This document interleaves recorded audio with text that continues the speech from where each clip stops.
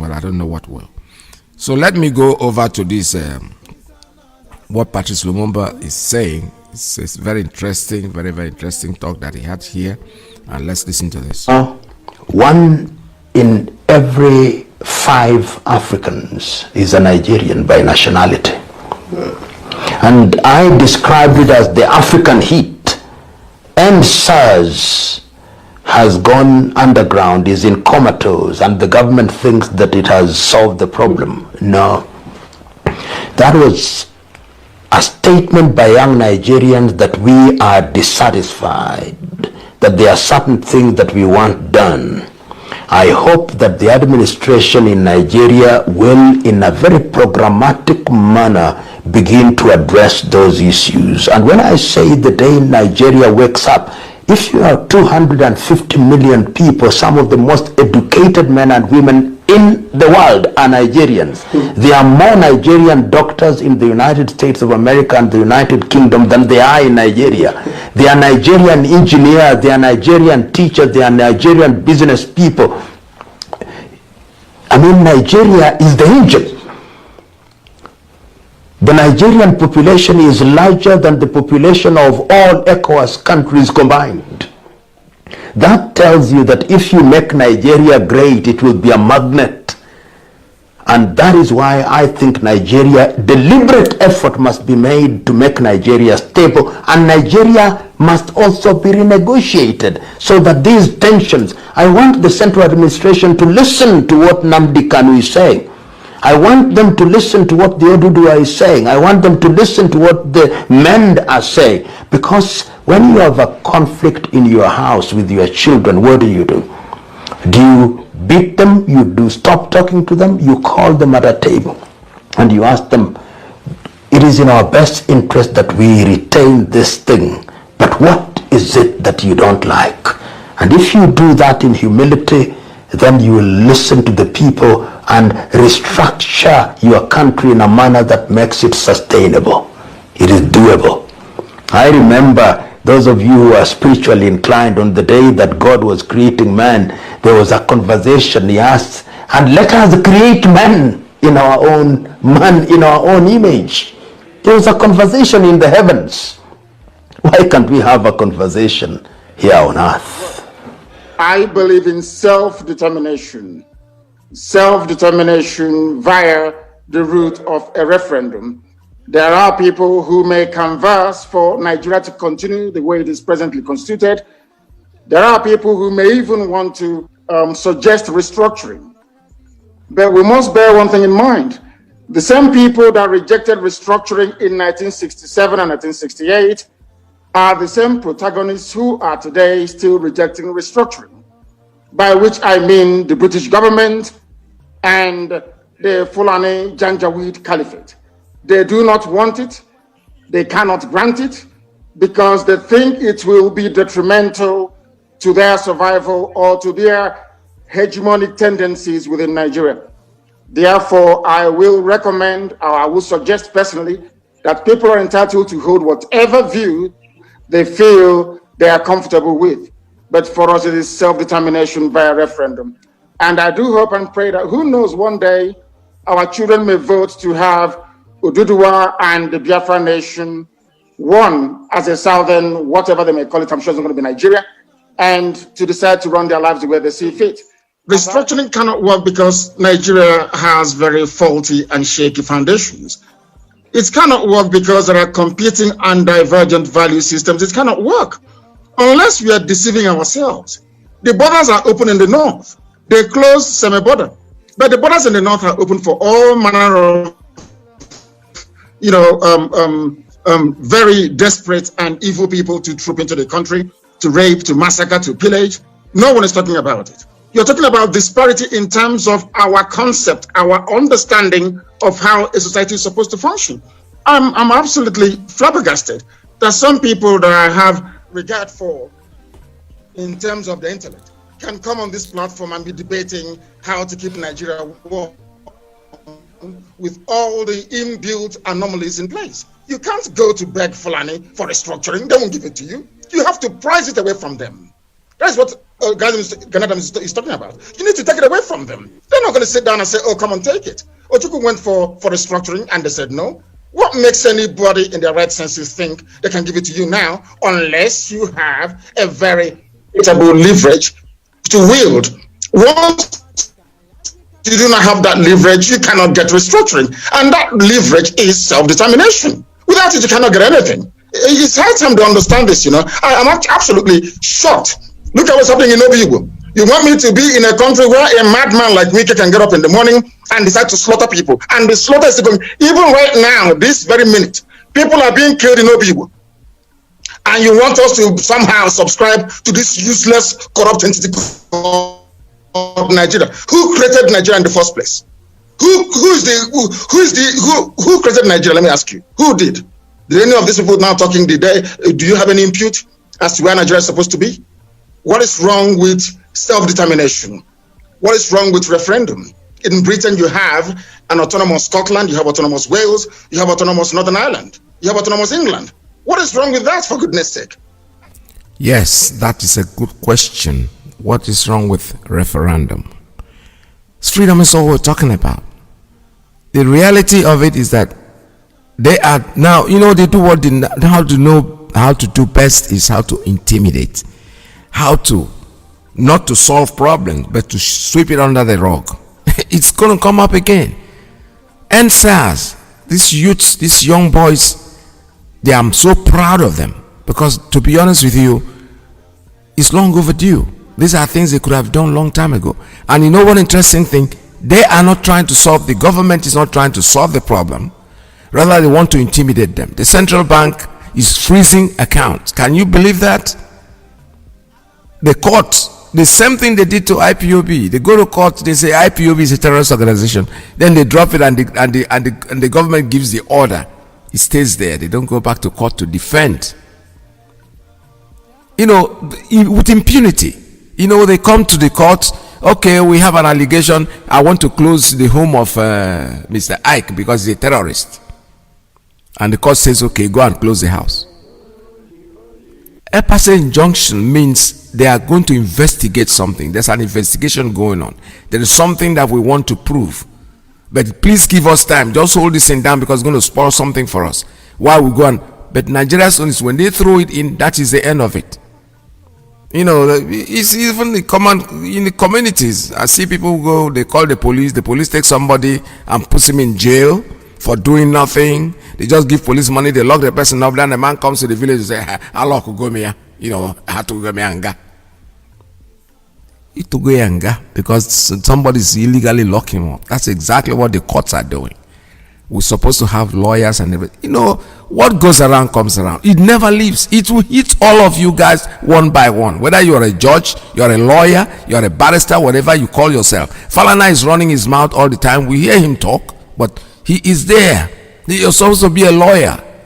A lawyer extraordinary. You know, all these people, they go to school. He comes out, he lectures about law. He's talking about law, but he cannot execute any of these laws because you're scared. You are afraid to speak up. You know all the verses in the, like the pastor preaching all the verses in the Bible, and he cannot leave any of them. That's exactly what you are. You go to law school, come out, you are a son, you know the quote, you quote the law, quote the constitution, you know it from front and back, left and center, everywhere. But do you enforce anyone? How can you people sit down there and see a judge sit down in court? In fact, I listened to one lawyer yesterday, he's a son, actually. I listened to his own argument. He said, first of all, under what constitution, who gave the power of freezing accounts to central bank? Central bank is not DSS, but because the court will give order to central bank to freeze the account of people that they think are leading the protest, and you think it's going to end. No, it's gone on the ground. It has not ended. That's exactly what Lumumba just said. It's comatose. It's gone down. They are going to come up again. In fact, this one that you are even taking their money makes it better for them to really say, really? So you can come down, because these guys, particularly that all the lists that I saw, these are celebrities. These are people that are not politicians. They never made their money out of politics. They sniff, they suffer to make the money, whether they're female or the male, the singer, whatever. It's their sweat. and somebody gets up immediately and freezes the account for 280 days. Most of these people have families, they have children, they have their aged mothers that will take to the hospital, and somebody will think he will just get up. Do you call that a country? How do you want us? When we say Biafra, we need Biafra by all means. How do you expect us to live in that society? These are people that are not normal. You cannot take a normal person and put him in an asylum where there are mad people. No. It doesn't work like that. That's exactly what is happening here. You have an asylum, a psychiatric asylum, where they have mad people. Then you take somebody who's sane and put him in there. What do you expect him to do? These young kids, because they are looking for leaders, they want to garnish some people. So since they don't have leaders, they now look at the prominent people amongst them and pick them up and took their name, and they're freezing their account as if it's you that gave them the money. What kind of country is that? You call that a country? Let's listen to this. Thank you so much, Mr. Kandi Joseph, for coming on tonight. It's my pleasure. Thank you. Where do we start the conversation from? Perhaps we should start from where we started with Mr. Shehu on the issue of the implication of the American election. We saw them also fumbling and faltering in their electoral process. A big lesson for us indeed, isn't it? Of course it is. And the question you asked the presidential spokesman was as to the performance of American democracy in a time when it has suffered both challenges and successes. And I thought that that was the matter he would respond to. But of course, it's curious to me that his last comments tallied with his first, because his last comment was about, we're not in a military regime, though he sounded like a regimental sergeant major. And his first comment about American democracy is that they're giving us weapons of war. I think that the important thing to say about the American system of government, which we have mimicked, is that it shows the durability of their institutions, that an autocratic president can be contained by the voters, and that the rights of the voters, as contained in the president's speech, that the power of the individual voter is the fundamental of democracy. That is the point which I thought that the presidential spokesman would have taken up. But that exactly is the strength of the American system. You can't say we have a democracy and then say that, and then the rights guaranteed by democracy can be cast aside. You can't say that people who are agitating for a reorganization of the political structure are making noise. That language displays a pathology of thinking, which I think is very dangerous for the sustenance of democracy. For you, Mr. Kandi Johnson, what would you say is perhaps the biggest lesson for Nigeria, since we are mirroring the American system in a lot of ways? Yes. What do you think, as it stands right now, is perhaps the biggest lesson for us as a country? From the American election? Absolutely. It's that you must take protest to power. It's that you can march in the streets, you can express your view, you can galvanize your ideas, you can express them vocally, even in the face of terrible violence threatened against you. And that when you do that, that the next step is to organize and mobilize to take, by the measures of the Constitution, political power. We saw what happened with Mr. Donald Trump saying he's not giving in to the result of that election, and in a lot of ways is the fact that it's obvious the outcome of the election, but Mr. Biden has been, there is a system that officially makes the result of the election public.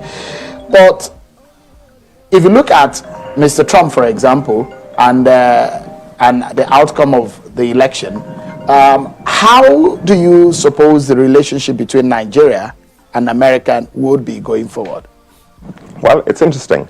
I listened to a speech by the former President Goodluck Jonathan a few weeks ago, where he spoke about the tremendous pressure brought upon him by the Obama administration, which Joe Biden was the vice president, sending the Secretary of State to basically lean on him to be sure that the result of the Nigerian elections was put into effect. Now, it's very interesting, therefore, that the presidential spokesman suggests that President Trump, who is an autocrat and in many respects an enemy of democracy, is a better bet for this government than President Biden. It seems to me that what we will see, what I expect to see, especially with the focus that is inevitable in the Biden government on the rights of minorities, of black people, and the very same rights which many people in Nigeria think belong to them on the streets, the right to live, that a man of conscience and character like Joseph Biden would lead a government which would make international human rights a priority, which would make the rights of self-determination of all the nationalities in the variety of countries across the world a priority. And this is important because if America is going to be the beacon for peace and order and democracy in the world, it has to try and promote those in other places and in its own self-interest, because disruption in any part of the world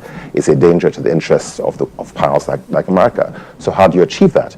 In any system, in any government, you cannot rule by force and fear. You have to rule by consent. However that consent is arranged, by constitutional arrangements, by political coalitions.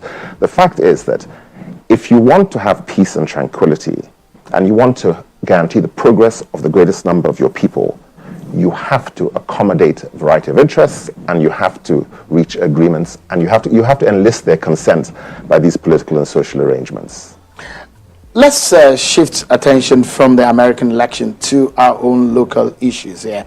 And I'd like to take you to the issue of the NSAS protesters. Yes, so this is the area where I'm interested, so I want you to listen to this very attentively. The Central Bank of Nigeria to freeze the accounts of 19 young Nigerians and a public affairs company linked to the NSAS protests. From a legal point of view, what are the implications of this? Well, sorry, since you asked me the legal point of view, I'll respond to that, but it's bad politics. The optics of it is very poor at a time when you're trying to recover from a crisis which has accentuated the massive and unsustainable trust deficit between the Nigerian government and its peoples. It seems that without further explanation, such a step would look like intimidation. Of course, that's what it is. I think it's a dangerous step. But as far as the law is concerned, in 2020, the National Assembly passed an amended Banks and Other Financial Institutions law, which, amongst other things, gives the governor of the central bank the power that is exercised with the consent of the court.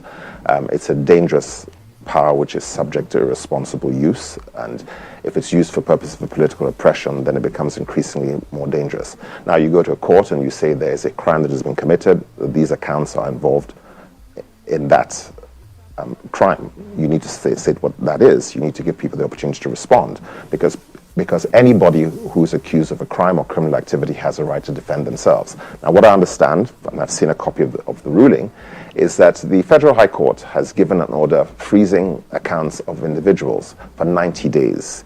The government apparently asked for 180 days, and on the face of it, I would consider this to be an egregious abuse of power. If anybody is accused of a crime, he's entitled to the presumption of innocence. This is in our Constitution, and he's entitled to defend himself at the earliest possible opportunity. Why then would a court grant an ex parte order freezing an account for 90 days? Do you know how they feed themselves? Do you know how they clothe themselves? Do you know whether their mother needs hospital treatment? Even in the most vicious orders of a court, if you freeze accounts, you would allow the capacity of people to have their living. There must be a limit to the power that can be exercised by a party without that party being heard. So it seems to me, without knowing what the facts, without knowing whether there's any crime involved, that even if the most egregious crime is alleged and it can be proved, the opportunity that is denied to people to respond in the shortest possible time to such an allegation is very dangerous. And in the climate in which it has been used, it would seem to me, on the first blush, to be an attempt to intimidate political activity. Yes. The president's spokesperson inferred in that same question, and he said, we are a country governed by law. Yes. It was making an inference in the fact that an investigation is on. So in the face of an investigation, yes, that for you isn't right. Well, an investigation is an inquiry to determine facts. That's what it is. If you have determined those facts conclusively, then those should be in the public domain when you take such a draconian step. If you have not established those facts... You consider it draconian? Of course I consider it to be draconian. But it's captured in the Nigerian law. Yes. If you look at the history of Nigerian political history, many laws enacted by our governments have been regarded as draconian. It's not about the power to exercise those laws. It's about whether those laws fit in within the regime of our Constitution and whether the extent to which they intrude on individual and personal rights is tolerable. So, of course, National Assembly can pass a law saying that your house may be seized tomorrow and may be turned into a police station. Would you consider that to be fair? Perhaps not. If that is the situation, then you would consider that to be a draconian exercise of power. Whether a law is draconian or not does not end at the inquiry as to whether it has been properly passed or not. Now, there are many issues that would arise from the exercise of power in this case. I understand that the presidential spokesman is not a lawyer, so maybe he's a lawyer. I understand he's a journalist. An idiot. So maybe it's a public perception of it. But we are a nation governed by laws. Amongst those laws is our constitution. The Constitution of Nigeria, by consent or by prescription, is a series of rights against which every other exercise of political or legal power must be tested, and it can fail. So, if you decided you wanted to take my house without a right for me to be heard, that would be draconian. And I would consider it to be a breach of the Constitution of Nigeria. And the National Assembly cannot pass a law which infringes rights guaranteed by the Constitution. That act, it was an act of parliament. It's an act of parliament. But the thing is, the process of the law also to obtain an ex parte order. Yes. That isn't unlawful, is it? No, but then you then raise another important question. I'm trying to establish the fact that you do not agree with that position. I don't agree. But the process of it isn't unlawful, is it? No. The fact is that you can obtain an ex parte order. This new law says you can obtain an ex parte order. But ex parte order is a procedure. Under the ordinary practice of our courts, you can, in case of urgency and imminent danger, obtain an ex parte order with the condition that such an order is for the shortest possible time, only in cases of extreme urgency. Why? Because it operates against the presumptive right of an individual to be heard before an order that prejudices him is made. So, under the Federal High Court law, for example, under the Federal High Court Civil Procedure rules, you have a right to attack an order that's made against you ex parte within 7 days. And such an order cannot last for 14 days after you have applied to set it aside, because the court must be encouraged to hear you on your rights. How does this fit in with the Federal High Court law and the presumption that you have a right of innocence, and that you have a case, you must respond to the case against you if an order is made freezing your account for 80 or 90 days? And if the government has the conviction to apply to freeze an account of an individual without hearing them for 180 days, then the government must have 100% proof of criminality, and we should see it. It's past investigation. If you come and say, I want to seize your house for 180 days, I'm entitled to say, what is your case against me beyond a reasonable doubt? And that's, I think, he's quite right. It's a question for the Attorney General to answer, and I'm sure that he's considering how he will answer that question. But in summary, you do not think is a right step to take by the federal government? I said two things. First of all, I consider it to be, it seems to me to be spiteful. It seems to me to be politically unwise in the context in which we are.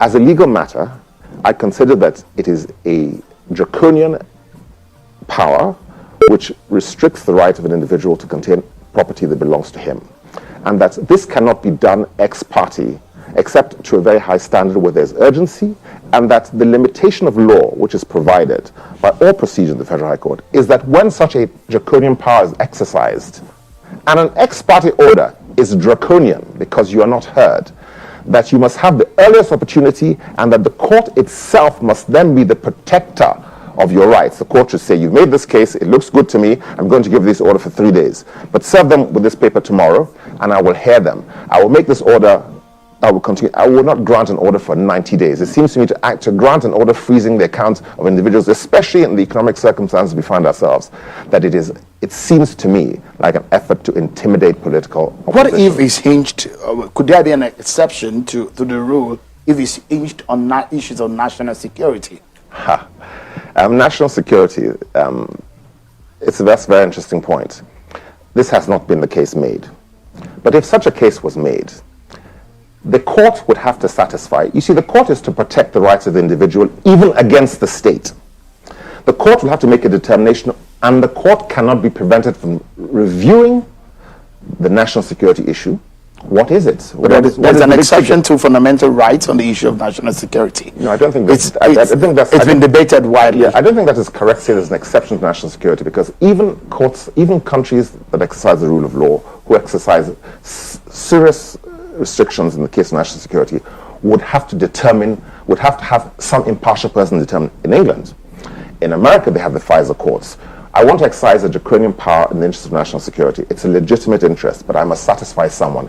I cannot determine national security by myself and exercise it. And this brings us back to the bigger question.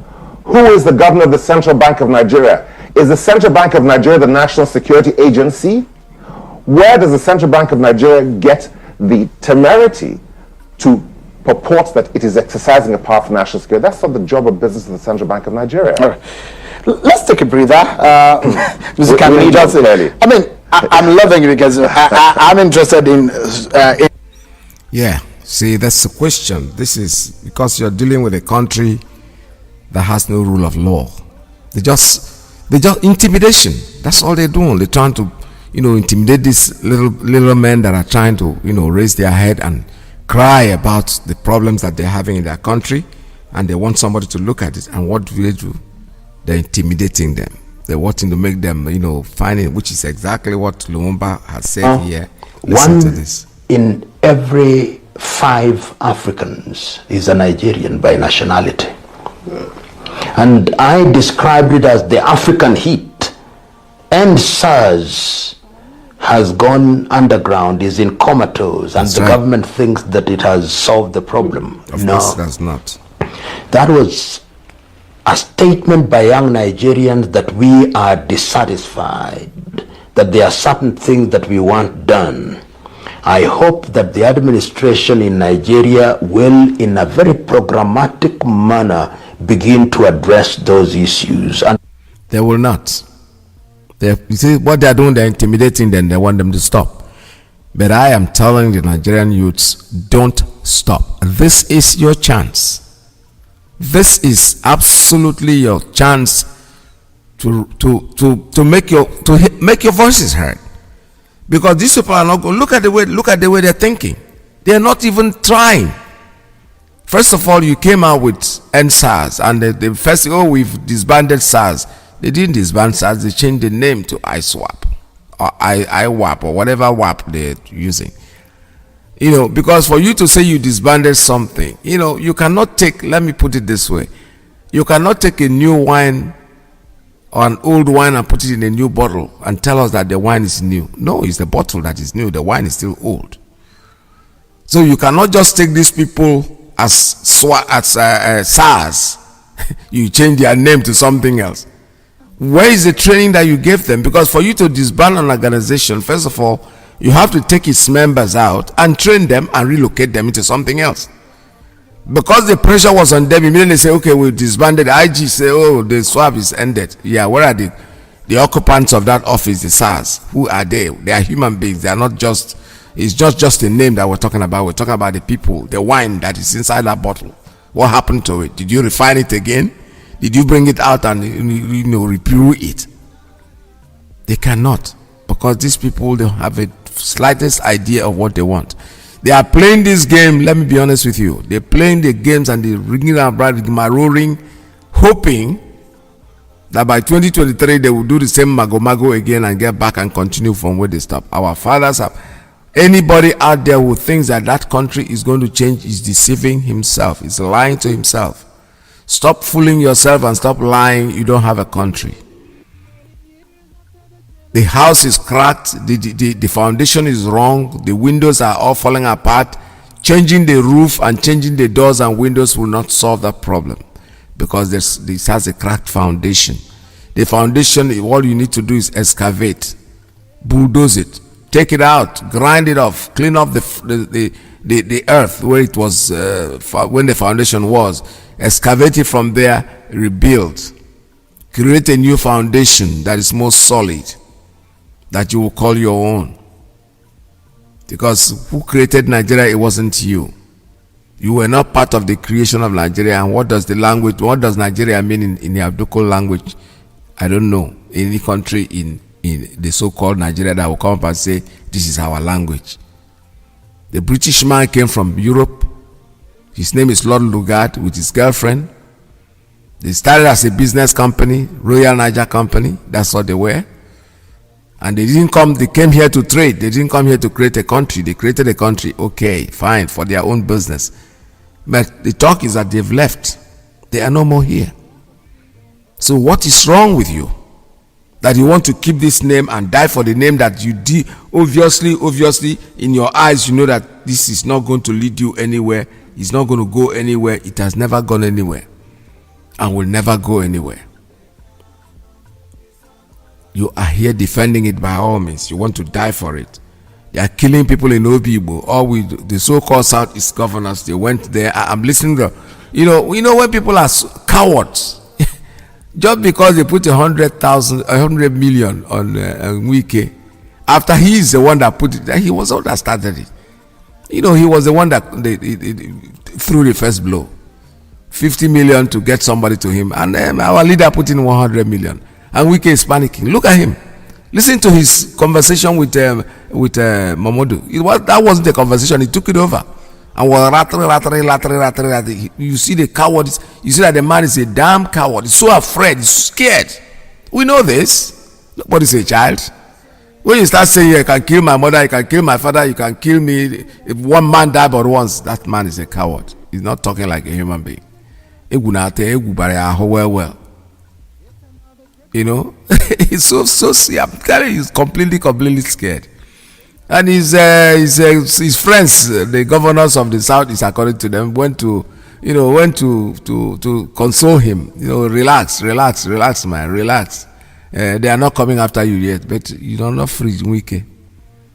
You are not free. In diaspora, we are all waiting for you guys. You make one come now. Stay there and salvage Nigeria. Stay there and take care of your. What are you coming out to do? Build a hospital there within your government house, so that if you get headache, you run in there, because that's the only thing you can do. And if you think that you are going to go there and keep killing people and nobody's you are. I said the man is so scared. And unless somebody you don't know when somebody is paranoid, well, listen to him. He was the one talking. This was supposed to be a conversation between him and Dele Momodu, and Dele wasn't even talking anymore. He was the one that took it over, telling us his life history, how he was accused of armed robbery, and eguna to the man not to see IKE. I'm telling you honestly. I was just dying laughing. I said, all this gara man, with all this his toughness. Look at the way he's talking, like ranting like a woman, just talking blah blah blah blah blah blah, nothing. I said he told his life history, how he was accused of snatching a car and all that. Who cares about that? And he's supposed to be a lawyer. Listen to the English, and it's entire me well. I'm not a lawyer, but Beke, and English language is not our language too. But so if you can't speak it, you could have just spoken the Ikure language, and let's go with that. So the government is seizing and freezing the account of these young people. Well, NSTARS protesters, we're still telling you, gear up, get ready. It's brewing. It's not going to stop. Don't stop it. Hit it the second time.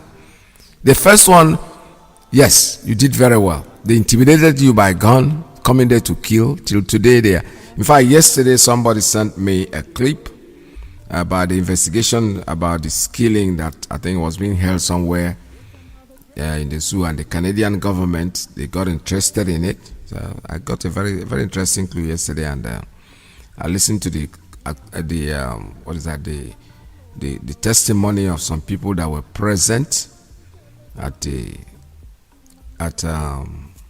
let me see if I can find. If I find that clip, I'm going to play for. You see, it came out of Canada. I think in Canada they had this meeting of people testifying. The story is that there was this girl that was there when this whole thing happened, and she managed to escape and came to Canada. So they granted her asylum, and the Canadian Parliament is listening to. Let's listen to what the conversation they had over there. It was a very interesting discussion.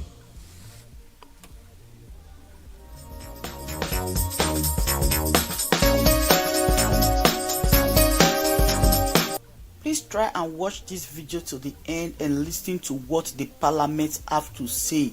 Yeah, all right, it's my Canadian people, Parliament. Continue, good morning, my amazing people.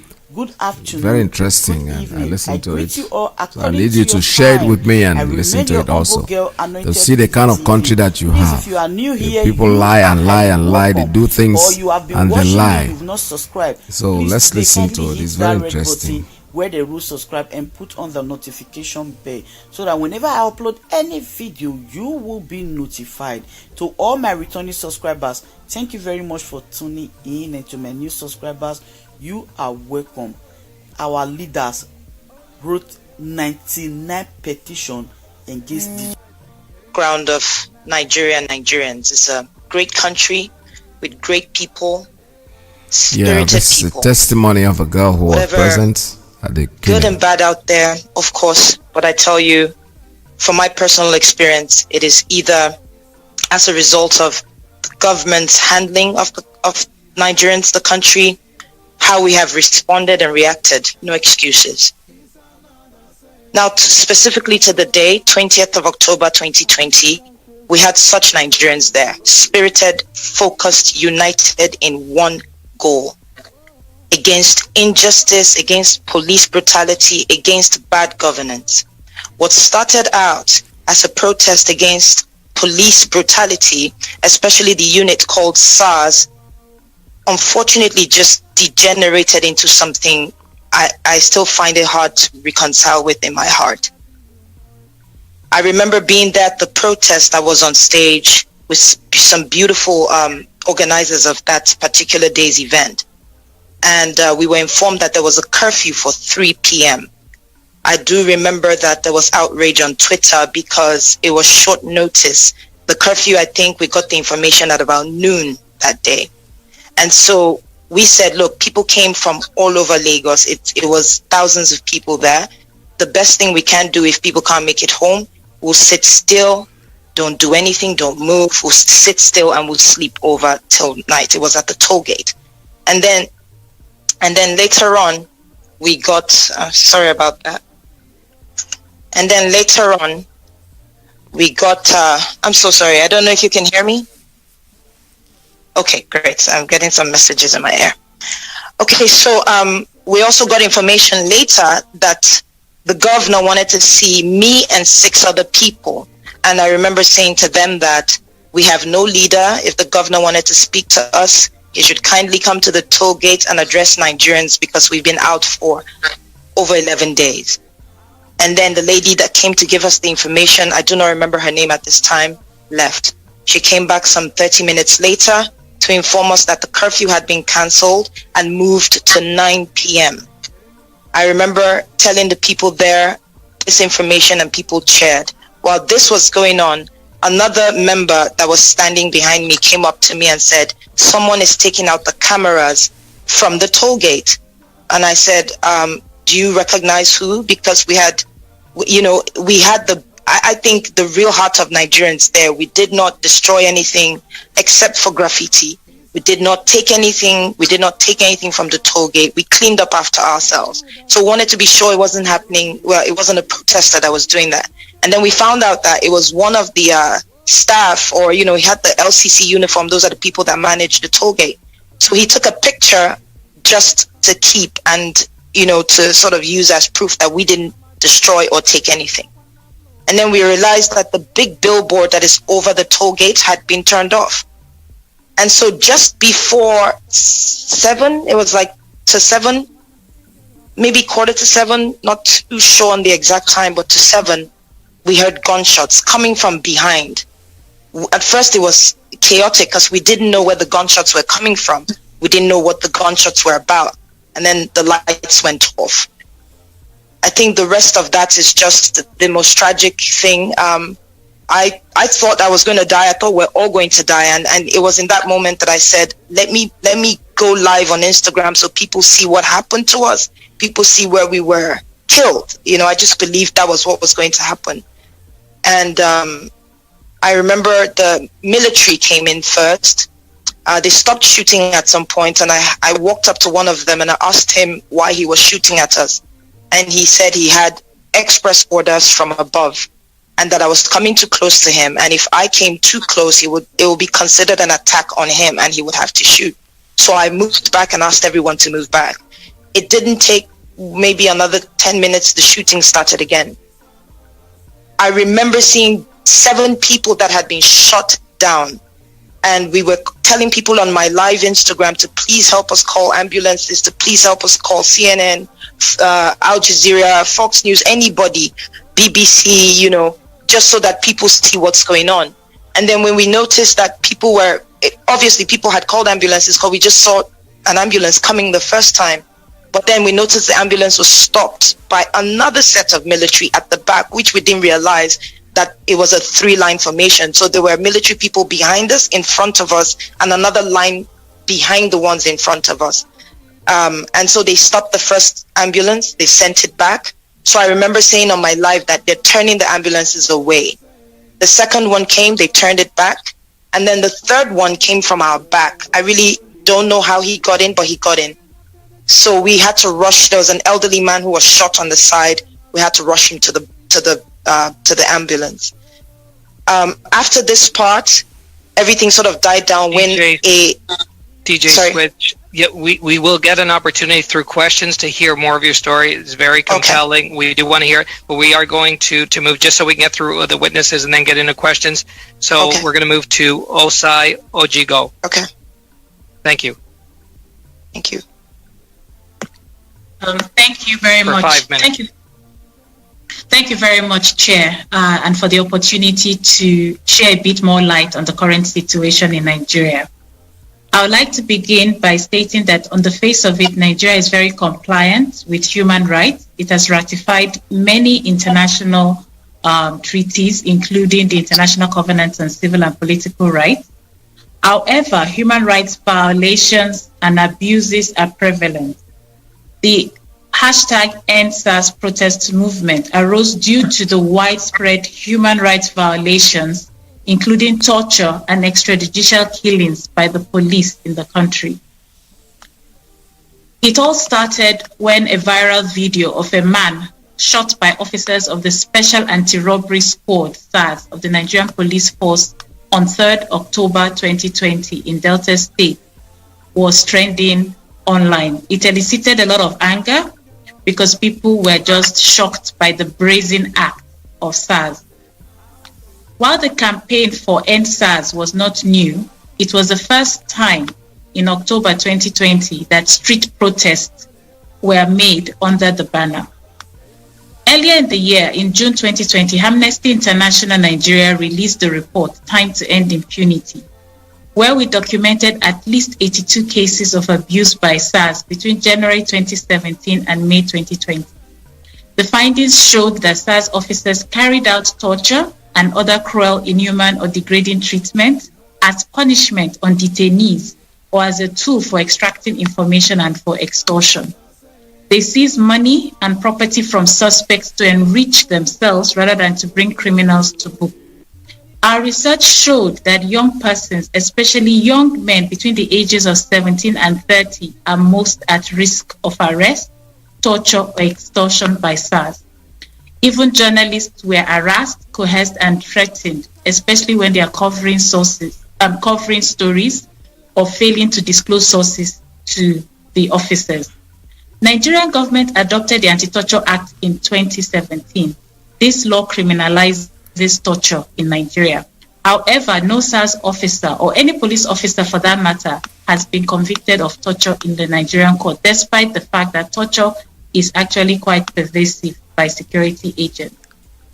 The impact of the End SARS protest was huge because nearly 30 out of the 36 states had hosted at least one protest.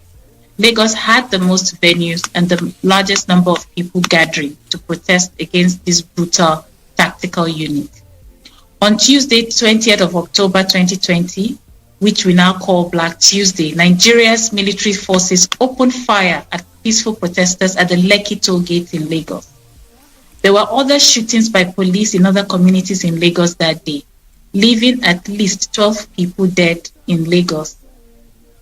Amnesty International noted that at least 56 people have died across the country since the protest began. up till 20th of October. In many cases where the security forces intervened in the protest, they had used excessive force in an attempt to control or stop the protest. There's evidence that talks were not stopped, especially when they were trying to disrupt this protest. It's important to stress also that there have been several panels set up by the government to resolve these issues, yet they have never followed up the recommendations. There have been threats against human rights defenders, activists, NGOs, and Amnesty International for speaking against injustice. Recently, just on Wednesday, November 4th, Amnesty International was threatened by an unknown group suspected to be sponsored by the Nigerian military. They have given Amnesty International Nigeria 7 days to leave the country. Otherwise, they are going to inflict violence and arson on us and on our premises. The atmosphere of fear is distracting and preventing many human rights defenders and activists from demanding for accountability. It also puts frontline advocates at risk of being attacked by non-state actors. Nigeria needs to be reminded of their international obligations to protect everyone within their territory without discrimination. And we hope our testimony today would help the committee in arriving at what sort of pressure to put on Nigeria to do the right thing. I thank you. Osai Ojigo, thank you. And now moving to the Biafrans in Canada Community Association, we have Tim Okafor and Stella Kamidiriam. You will have 5 minutes total between yourselves, so 5 minutes. This is the Canadian Parliament. Listen to. Thank you, committee members. I want to specifically talk about the aftermath of the NSAS movement and protest. After the protest, we saw a large number of people arrested by Nigerian government. A lot of them hasn't been processed, but I want to specifically bring attention to what is happening in Obibo in Rivers State. Now, this is a fallout from the NSAS protest. So many police stations were burned throughout southern Nigeria, mostly in most of the states. Youth had reacted to what witnesses have described here as high-handedness by the SARS group and other military groups and security agencies, extrajudicial killings, torture, many, all kinds of atrocities that are meted to people. Now, the governor of Rivers State had imposed a curfew and made a declaration that indigenous people of Biafra, I represent the organization of the Biafrans that live here in Canada, had committed crimes of killing either police or army or burning police stations. And because of that, he placed a curfew on 4 communities: Obibo, Ikoku, Maiwan, and Oil Mill. I want to point out that these particular communities are inhabited by Biafrans and the Igbo especially. We know the ethnic composition of Nigeria. So many times Nigerians are blinded by ethnicity. They do not see themselves as one country. So the government uses that. It brings up one community against the other, and that again kills the nationalistic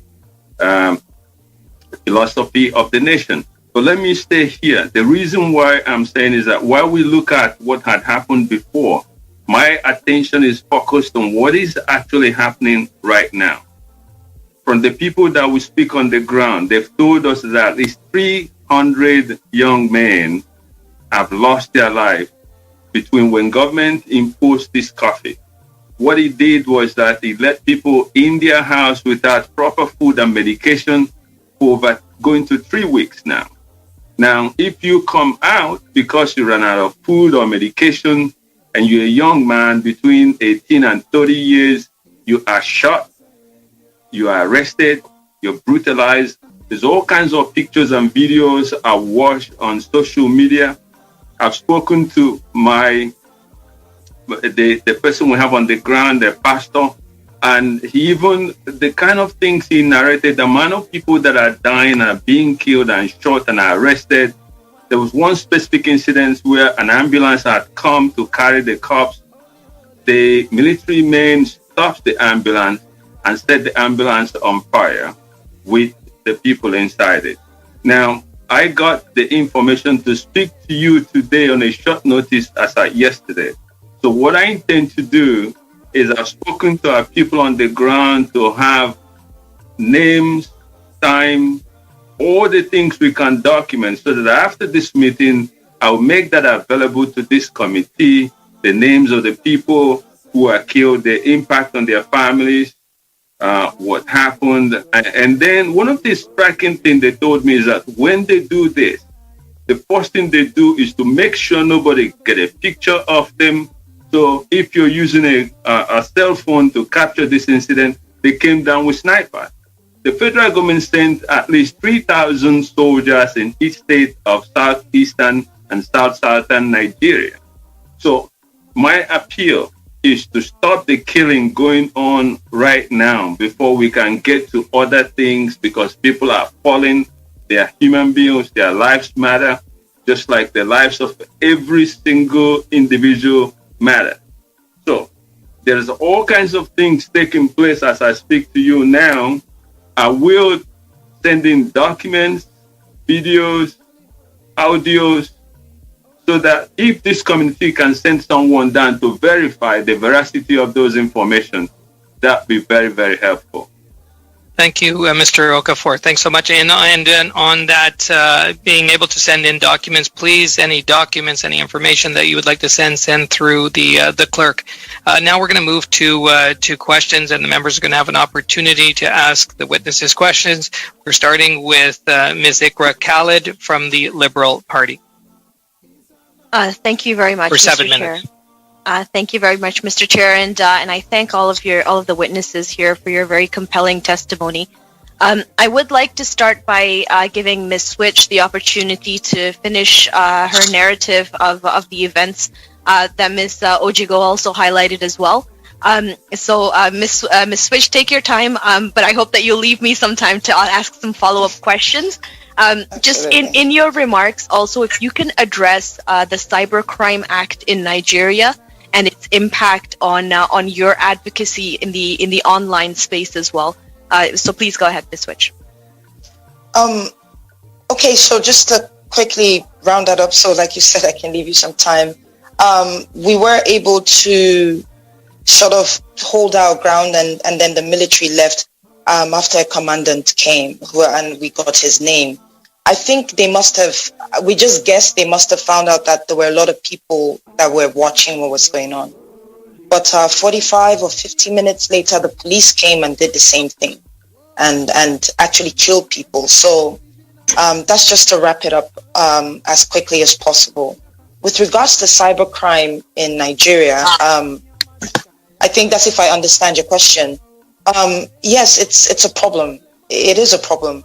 And just like I said when I started speaking, that we've got something about Nigerians. We're very hardworking, and we have this survival, instinct at every level. There's this desperate need to survive, and not excusing that act because it is criminal, But all I'm saying is something led to something, and there's not enough sensitization. There's not enough education, for people to understand what they can use their skills for actually, so it's a broad scope. It's something that needs to be addressed for intelligent people in Nigeria who don't use it for anything but to do criminal things online. Just to address that. Yeah. Thank you. And Ms. Switch, if you can identify and highlight for us, what has your life been like since that fateful day, and how you are doing after that fact? I've been on the move because it was 2 days after my live. The first threat came in. I thought it was a joke. I sincerely thought it was a joke. I was on my way home, because I had been on the street for 2 days straight. But just as I was leaving, because some of my colleagues in the same industry as I am, tried to come get me out of the hospital. I was sort of vouching for one of the boys that we took in there. He was shot in the neck by a policeman. And just as I left, I got a phone call telling me I should please leave the vicinity, that there were military men at the hospital.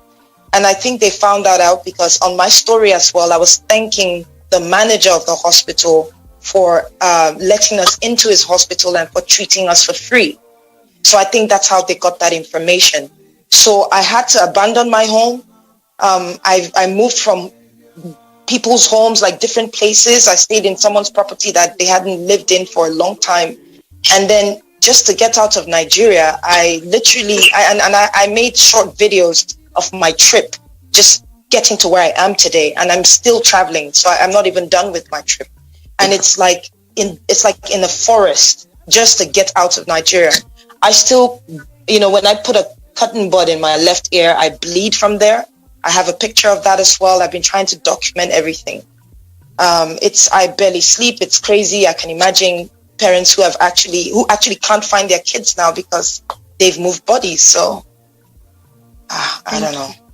Thank you for sharing that, Ms. Switch.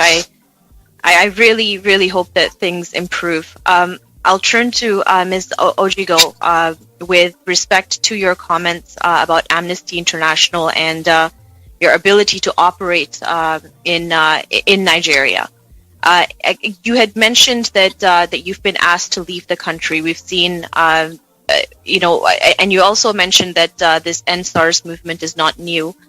What is different in this instance that has brought such large volumes of protests that has really highlighted this issue within the Nigerian people?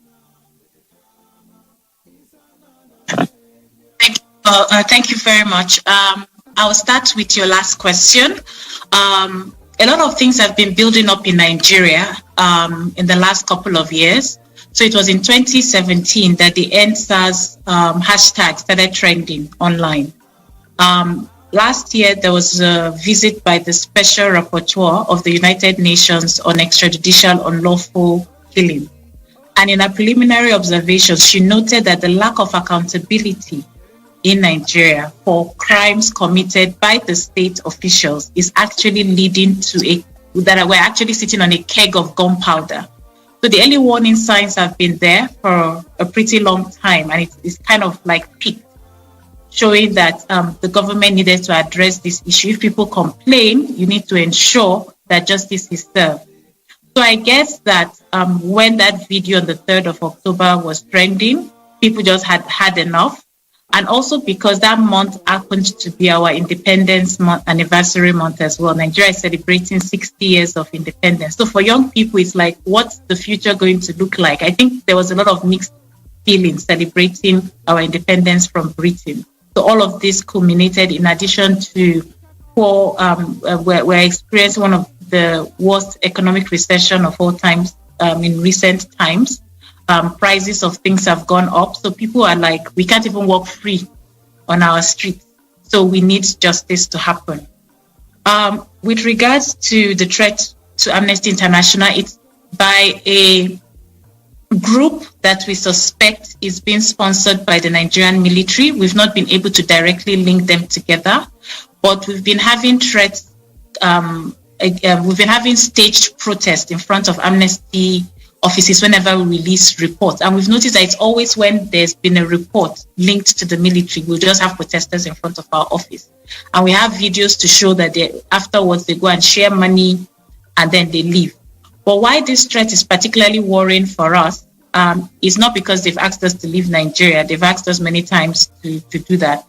But because we are coming out of a period where there's been wanton killings and destruction of property across the country. We've been campaigning against the police. Thank you. And so we feel the people that can protect us might not be in the position to do so. Thank you. We're going to move to the Conservatives with Mr. Chu for 7 minutes. Thank you, Mr. Chair. Nigeria, it's actually very close to my heart. My father once worked in Lagos for a few years, and back in the 80s, 70s, and 80s. So I understand the country through him a lot. Of course, it's been quite a long time since. So I'm going to fire off a few quick questions just to update my expectation on the country itself. It will be appreciated if any of the witnesses can actually take that on. So the first question I have is, assuming that there is an effective police complaint mechanism, has that path been exercised?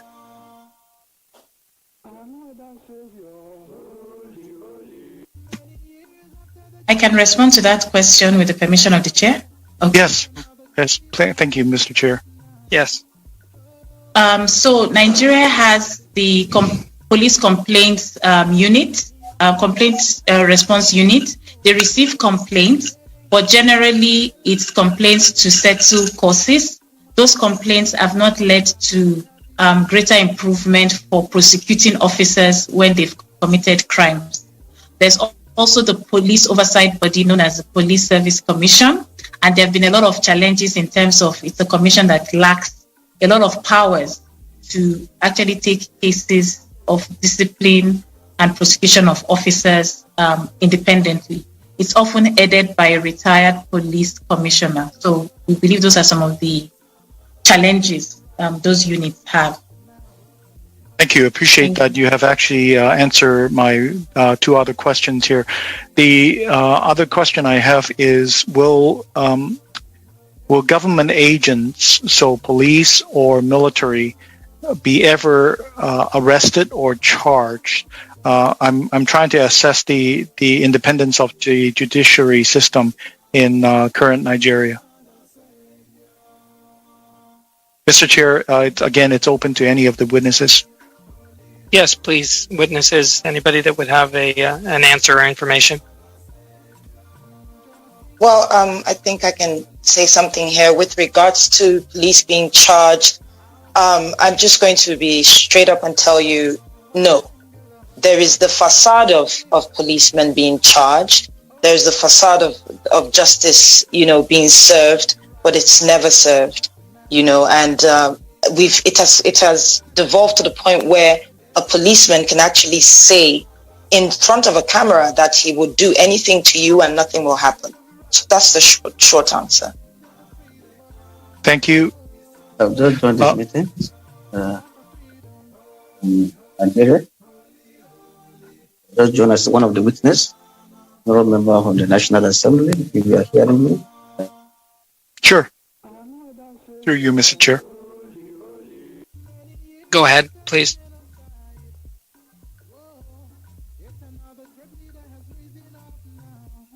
Okay, in the interest of time, I'm just going to move on. My next set of questions is about the freedom of information flow in Nigeria today. Does government have control of media in general? In other words, via... Before I open up the line, I want to take one more, because what the lady just said is a charade. The policeman will come up and tell you and talk to you and tell you, I can kill you right here, and nothing will come out of it. It's a common saying back there. Now, let's listen to a former army officer in his experience with this same thing that the lady just said. Before I open up the line, after this, we're going to have to take interactive phone calls from you guys, so tell us what you think. Then you find a taxman who will tell you, I will shoot you or I will kill you and nothing will happen. But the gentleman is correct, nothing will happen. Because in the past, people have killed and nothing has happened. How many cases have been investigated by the IG? How many? How many SARS personnel have been held, as culprits and made to face the law? So the man is right when he stops you in your car and discussing with you and tell you, if you are not careful, I will waste you and nothing will happen. And he tells you to your face. Frankly speaking, I've sat in the car once with my family, my wife and kids. I was stopped by a policeman. I was a mufti. I didn't bother to introduce myself in my usual way because I feel allowed the gentleman to do his job. But you will not believe he started stepping beyond his bounds. When eventually he discovered, I am an army colonel, I expected that as a disciplined security man, You come to attention and pay me my regards. He was asking me, so what do you have for the boys now? Hey, bloody sergeant, you're asking me, after knowing who I am? I'm disappointed. I looked at him, I said, well, I don't blame you. I blame the training you had, because my driver wouldn't do that to your boss. It's unfortunate. And while I kept talking, my wife became jittery that, look, this man is holding a weapon. Drive off, baby, before this man begins to misbehave. I had to understand what she was saying, and I drove off because I'm there with my entire family. This guy will waste you and nothing will happen. That's right. That's right. That is it. And that's Nigeria for you. He will waste you and nothing will happen. If he can talk to look, the point is that when they say NSAS, I just wish that these kids will come up again with this. Please don't give it up. It is your life. Most of us are not young enough anymore. But for those of you who are growing up and your children are growing up, it stands for you to be able to do something to change the system. Otherwise, what you're going through is just a piece of cake compared to what your families will go through. If you don't do anything right now, it's time. Gear up and do what you know how to do. Hit the street again. Honestly. Intimidation, that they can do is to intimidate you, which they are very good at doing, and which they are doing right now. But let me be honest with you, the ball is in your court. It's your only chance. This is something you could have done long time ago. But let us say welcome to it one more time. Coming. All right, the line is open. Let me take calls. I came up early this morning because I really wanted to talk to you guys. I've not been with you for a while.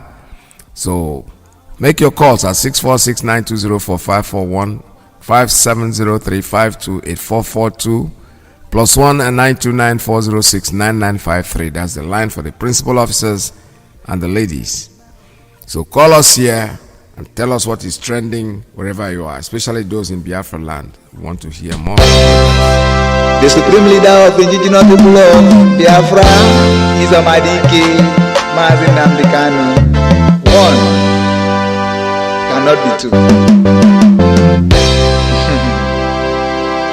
Stand live production. Show face on the microphone. Shalom Israel. Shalom Muchineke. We are getting there. It's a matter of time. Shalom. You know me say I go say my right for you, Nigeria. All right, I have a call coming in on WhatsApp. Caller on WhatsApp. Good morning. Tell us your name and where you're calling from. Welcome to the program. Thank you very much. My name is Pastor Jack. I'm calling from Lagos. Okay, I just want to add my voice to this very beautiful analysis, commentary this afternoon. It is obvious. In fact, I am happy for both DJ Switch and the other people who are in that panel explaining the atrocities that are taking place in this contraction called Nigeria. Yes. In fact, many countries knew that this is how Nigeria operates. No system of government is working. Be it the three levels of system of government they have, be it judiciary, executive, legislature, none of them is working. Because if any of them is working, judiciary would have checkmated the executive as well as the legislature. But all of them are in cohort, hunting, killing the innocent civilian. In a situation whereby after the government finish killing people who are demonstrating their constitutional right that they should right the wrong by implementing or bringing about good governance in the contraction, they send their police, they send their soldiers to kill peaceful protesters at Loki toll gate. They remove CCTV camera before they perpetrated that act. At the same time, they started chastising people who they felt participated in the NSAS and people who supported them. CBN, in cohort with the federal government, started frozen people's account, especially their documentary and their dumb account. And people get quiet. You see the media, the worst thing that has happened to the contraction is the media. The media promoting what the government is doing by saying that these persons we are linked to terrorism sponsoring. In fact, you cannot hold it when you are listening to the stupid media of. Now, DJ Switch was explaining because she was the one having the first-hand information at that Lekki toll gate. She was on live Instagram taking the pictures. Even there are other videos that other people shot behind Mobile Fleet Station close to that Lekki toll gate. They were shooting the video from that up. Some people shot from that 1004. Those of you that know 1004. They never knew what until they realized that many people were filming them. That was when they had to retrieve. But meanwhile, they have killed so many persons. See, traced them to the hospital and counted and killed most of them and took their bodies away. Now, this morning, the same police brutality we are shouting in Delta, the same Delta, team of police on the road. I don't know what they are doing on the road. Wanted somebody, a bus driver, to give them bribe. And only I say, I am going to the market, I have nothing. They broke this man's head. If you see blood from his face, down to his chest, down to his body, and people there, if you go online now, you see the information, they are sharing it everywhere, that the police has started again. These people cannot stop because there is no justice anywhere in this contraction. Both the executive, the judiciary, the legislature, they are all criminals, stupid set of people. Nobody is holding anybody accountable. This is where police will just tell you, your face, I will kill you and nothing will happen. I will waste you. And you see the person on video. Till today, nothing is happening. Yes. The stupid people will come up, they say they want to set up inquiry. To inquire for who and where? At the end of the day, what happened? And if the government is enlightened and reasonable, instead of them to take the first protest as a precaution, they are not coming down on the people that participated. But you know what? The second phase of the NSA process is on the way coming. And nobody will be spared. Yes. That will be the bringing down on the contraction. People will divert into cryptocurrency. That is where they will be donating their money for support. No longer in the bank. Because most of the bank compromised by releasing the information to CBN. And people, as I'm talking to you, mostly access bank, people are shutting down their account. Because they cannot be fighting both for the bank and people individual, and they are exposing your information to the central bank and they are clamping down on you. People are shutting down their account. At the end of the day, when the bank is not functional, or when you get minimum of what you're supposed to get in the banking industry, let me see where you're going to make your money. Stupid set of people. I know. As I Peter, I'm so angry. Thank you very much. Let me stop here. Thank you so much. Thank you so much for your call. All right, I have a call coming in on straight line. Caller, good morning. Tell us your name and where you're calling from. Hello, good morning. My name is William and I'm calling from Canada. Welcome to the program, sir. Thank you very much. Thank you. First of all, let me start by appreciating our leader, MAZI and every member of IPOB. I have a question. We've not seen our leader online for a while now. Yes. And I'm wondering, we've not heard any broadcast, and every time I go online and I see live, but it's like an old broadcast. Yes. So I'm just wondering. Yeah, it's okay. Our leader is fine, perfectly fine. He's just taking a break, that's all. Most of us, once in a while, we come. There's no problem at all, my brother. Thanks for asking. Okay, no problem. Okay, yes. Thank you very much, and keep up the good work. Thank you so much. All right, okay, they have another call coming in. Let me take this one. Caller on WhatsApp. Are you there? Caller on WhatsApp. Tell us your name and where you're calling from. Caller on WhatsApp. Are you there?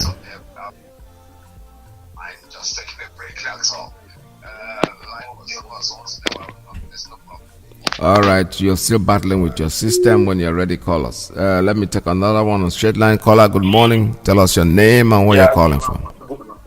Good morning, Mazi. Peter. Bless you. Bless you, sir. Welcome to the program. Yeah, my name is Chinemere. My brother, let's go. Bless you. Bless everybody that works to work. Restore the kingdom of God. Many people are wondering why our leader is not talking. Yes, I love him. as our leader keep silent now, they are afraid because they don't know what is in mind. And then some of people that come into platform to ask our leader questions and know the strategies and our leader, some of them now are asking questions. Let us do our own. Our leaders have done a lot. Let us do our own. I think some people say, the way you are doing it is not the right way. Now our leader is keep silent. Let us show our leader that way now. Everybody says, this man doing it for everybody. MAZI, Biafra is here. MAZI, see, everybody is discussing about Nigeria. My brother, you see this place they call Nigeria. Both their journalists, their legislators, their senators, their governor, their police, their army, my brother, all of them are descendants of Lucifer. And these people don't get even one single soul, mind, one single heart they don't have. All of them, see, the police have come out now in the middle. This is the worst one they will see. People will see. There's so many people here. There's so many people collecting 50 naira. Just 2 days ago, police just come on the road. They are collecting 50 naira. You see this place? Indeed, this place called Nigeria is the place of devil, the place of Satan, it's the place of Lucifer. And I want to call all the celebrities of Nigeria, footballers. If the footballers can come up in this thing that happened to Nigeria youth, I tell you, this thing will end. Yes, this is the clip that you played now. This vibrant girl is saying that in their social media, in their radio station, in their television, in their media, he can't see it. All my God, if you come in this Nigeria, radio stations every year. Now I realize that all these radio stations, they put this radio station to suppress this Biafra restoration. This is what I heard. Many schools in Nigeria, so that radio station and the television station full in Nigeria, they cannot report. They can't. They may come in radio or television speaking baby grammar. But when you see the people that are speaking baby grammar, my brother, they are vagabonds. They are white men vagabonds. Thank you. Like I am telling them, nobody will stop the restoration of the kingdom of God. Yes. He must surely come. May you bless anybody that are working assiduously that restore the kingdom of God. Thank you, my brother. After weekend, your life will be like Nanda and Ipob. God bless you, my brother. There we. All right, thank you so much. This is Radio Biafra USA 2. We're still taking calls here. My brother, the pastor, Pastor Jack said something that's very relevant, and I think it's something that we need to push forward. All these banks that are giving out information to the enemy, they become their enemy. Take your account from them. Close your account there. It's not safe. Any bank that sees wants to stop keeping money, you are giving out information of your customers to the government or whatever you call them, because you don't have a government, whatever you call the people there, then you don't deserve people's money. People should walk up there and make sure that they close their account, they shut them down, because you cannot stay in a society where the man that is supposed to be protecting you is the man that is not protecting you. That is not how it works. Most civilized countries, you don't walk in there and start getting information from the bank because somebody said you should give them information, you just give it in. I have a call on the straight line. Caller, good morning. Tell us your name and where you're calling from. Good morning. This is Oluwole Johnson. I'm calling from Russia. Oh, welcome to the program, Oluwole. Yeah, I really thank Nnamdi Kalu for all what he has been doing on Radio Biafra. I'm a Yoruba boy. Yes. Understand? That's right. Everything going on in Nigeria is just a fraudster. I just appreciate what Igbo people are doing, the people of Biafra. I think they are the one that is engineering we Yoruba for our own future also, all the Odudua. Yes. Because I realize that Hausa people have nothing to gain. They have nothing to lose. Yes. In their so-called useless Hausa land, they have nothing there. There is only Igbo people that has the oil and gas in the so-called Nigerian. And people that hold this oil, they are suffering from it. Even the Yoruba leaders are so foolish to the point that they are dancing to the Fulani stone. This Fulani, everybody knew that Nigeria is a fraudster. We all left Nigeria to another country for the great life, for the great opportunity. You understand? Yes. So I really appreciate everything that MAZI Kalu is doing. And I pray that our youth, our Yoruba youth too, do the same thing, because what can make Nigeria is scam, what can make us have freedom in that country is for us to split. That is just the true aspect of it. All these this police is killing today, all these army are killing today. If we split, we all have one voice. That's right. But to do a split, Biafra split. Any leader that embezzle our money, we will call him to in order. Yes. We can do anything. We speak one voice. If anybody wants to, as I live in Russia, Ipob people are my friend. I don't have Hausa as friend because they have nothing in the sense. They have nothing. They have nothing to share with you. It's true. You understand? If you look at Nigeria nowadays, it's we Yoruba and Igbo that will travel all over the country. Hausa has nothing. They don't have IQ. They don't have anything. They just think like they think like they're cow. They're cow. Everybody knows that Buhari is dead. I don't know why the TV station in Nigeria don't bring out these issues. I've never heard for one day that they are addressing this issue that we heard that the president is dead. Can the president comes up and speak with us? Nothing like that. I know. They're hiding it. And this, let me tell you the real part of it, that Tinubu, that useless Tinubu, is the major problem of Nigeria. Yes. He gave power to this useless Buhari. And now they're promising him 2023. Who told him he's going to be on life for 2023? Is it the God? I don't know. We less privileged people. We don't think about tomorrow because we don't know what is going to happen today. But these so-called Nigerian foolish people, those Sanwo-Olu, useless Nigerian leaders, useless Yoruba leaders, they are just so full and daft. They don't have future. They don't think of. I don't know what they're thinking about. They already embezzle a lot of money. Why can't you now reorganize and make the country great? See Ghana. The last time I went 15 years ago, we said Ghana must go.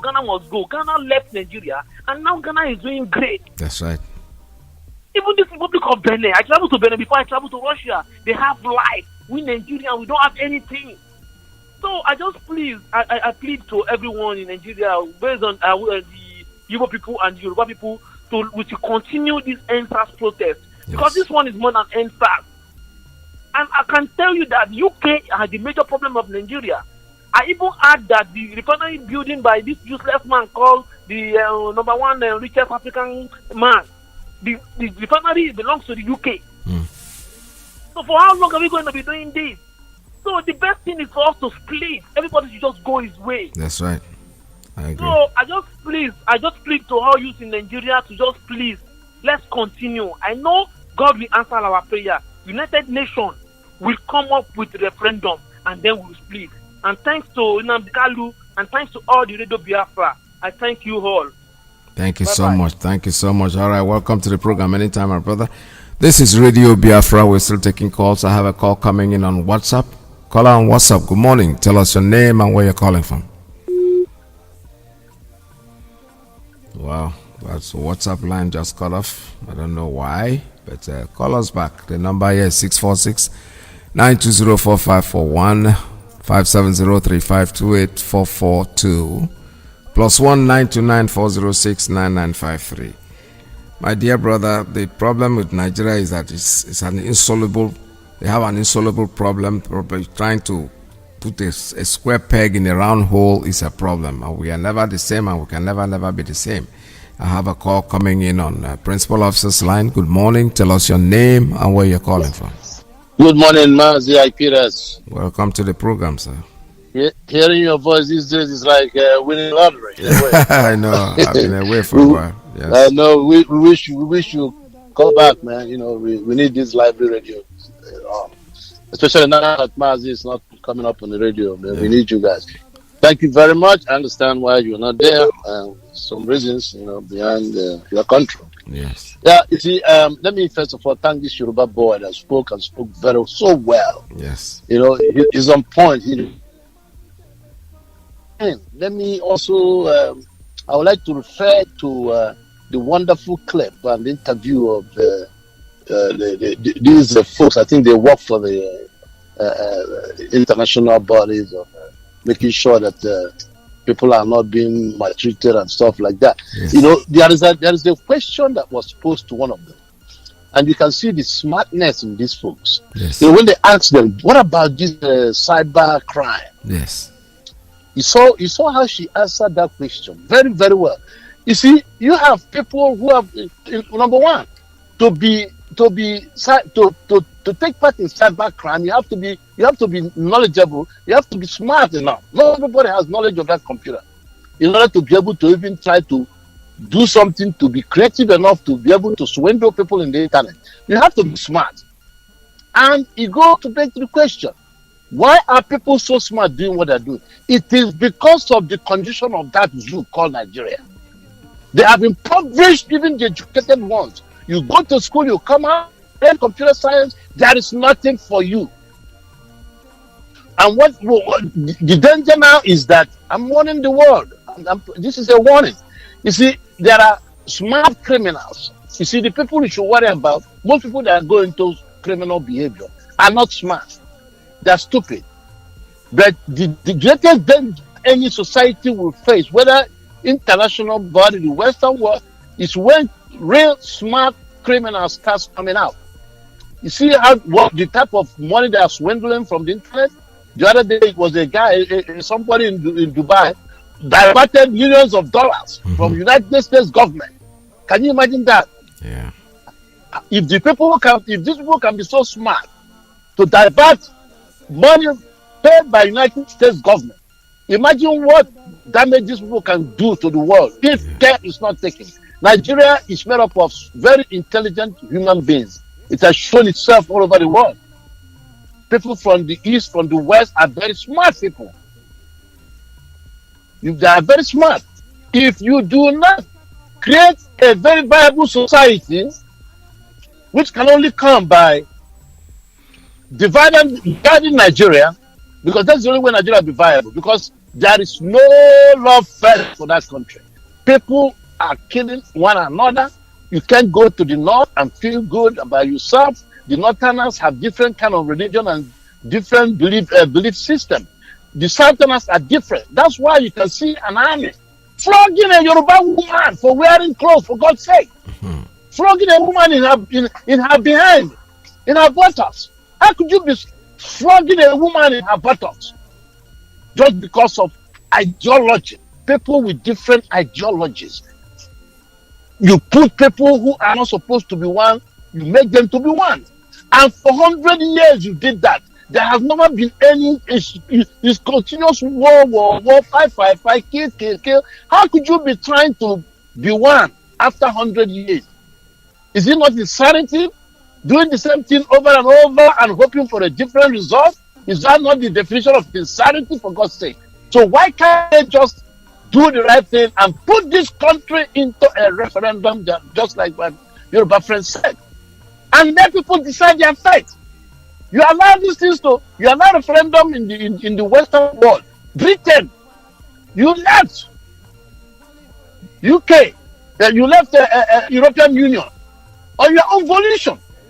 How many times have you granted a referendum to Scottish people, and they're still going for it again? How many times?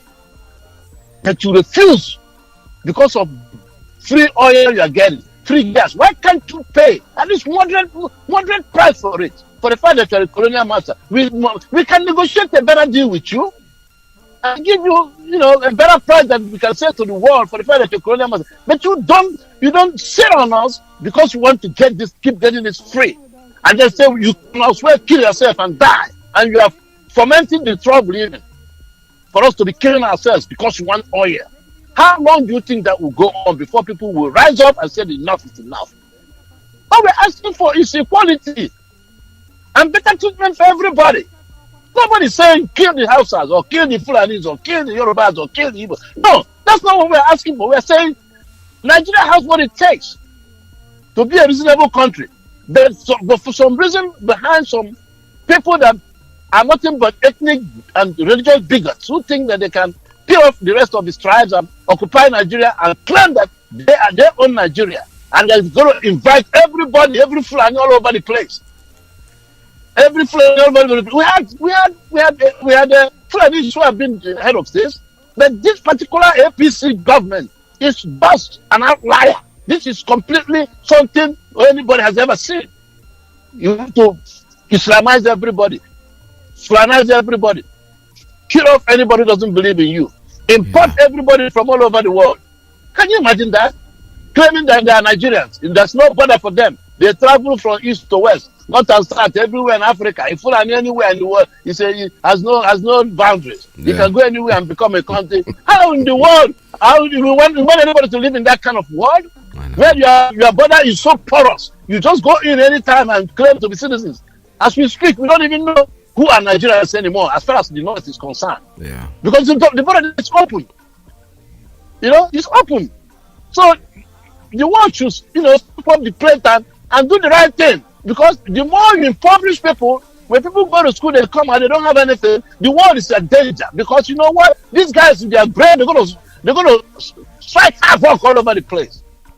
People are already crying that their grandmothers have been bankrupt by these smart boys. More is coming. Thank you, my brother. God bless you. Thank you so much. All right, this is Radio Biafra USA 2. I have a call coming in on WhatsApp. Let me try this call one more time. It keeps dropping. Call on WhatsApp. Tell us your name and where you're calling. There's so much noise there. Please turn down your radio. Turn your radio down. Call on WhatsApp one more time. Are you there? Hello, good afternoon. Good afternoon, MAZI. Welcome to the program.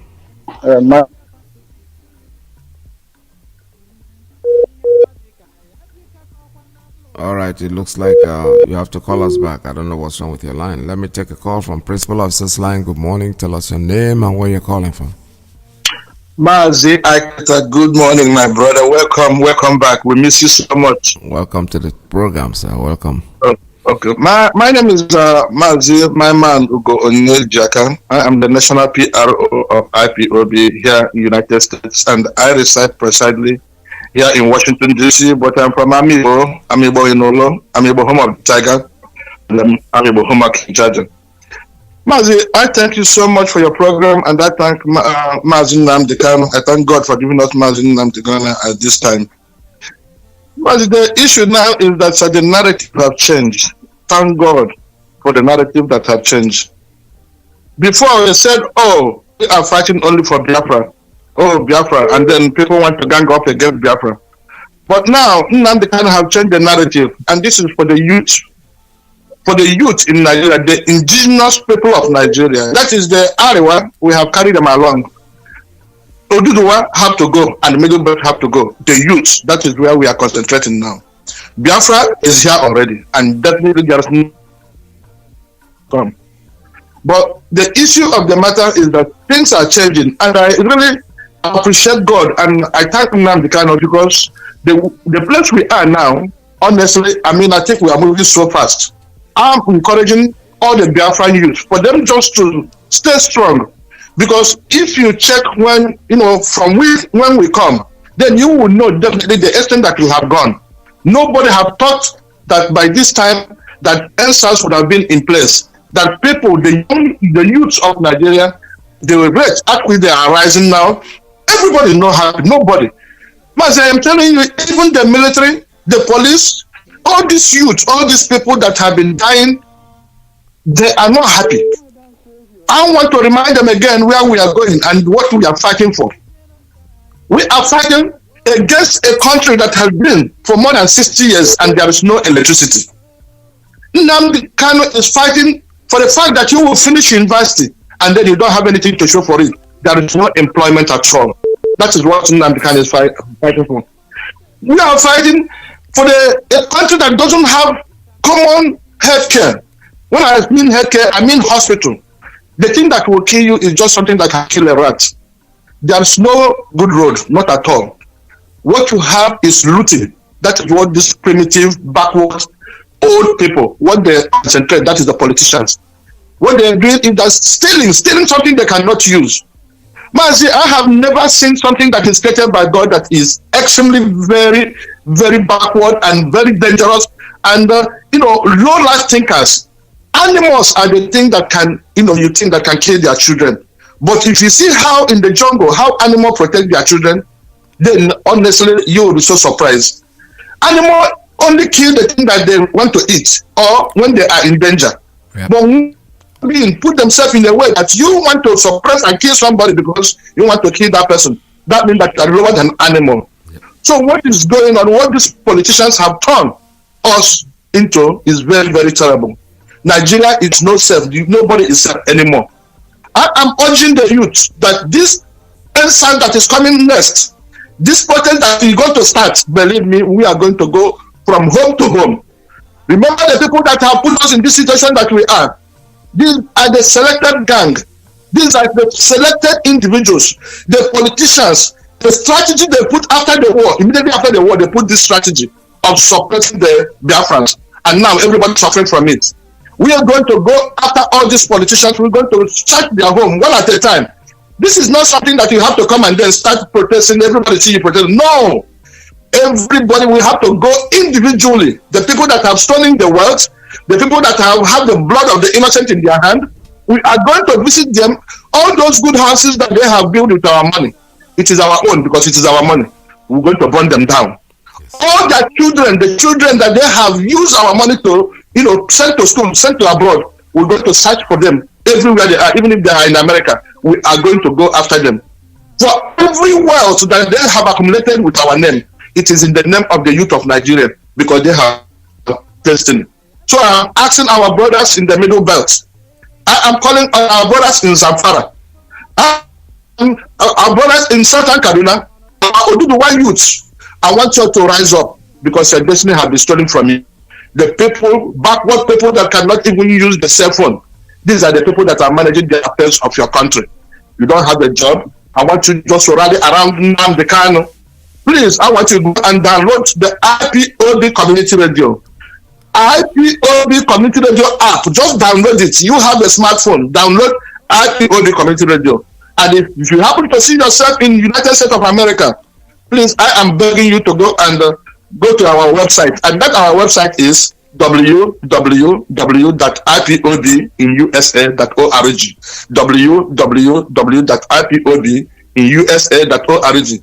Mazi, thank you and God bless you. Continue doing the good job. Thank you so much. Thank you very much, my brother. All right, with that, I'm going to take a very short break.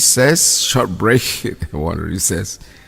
I'm going to take a short break and I'll be right back with you. So stay tuned, don't go away.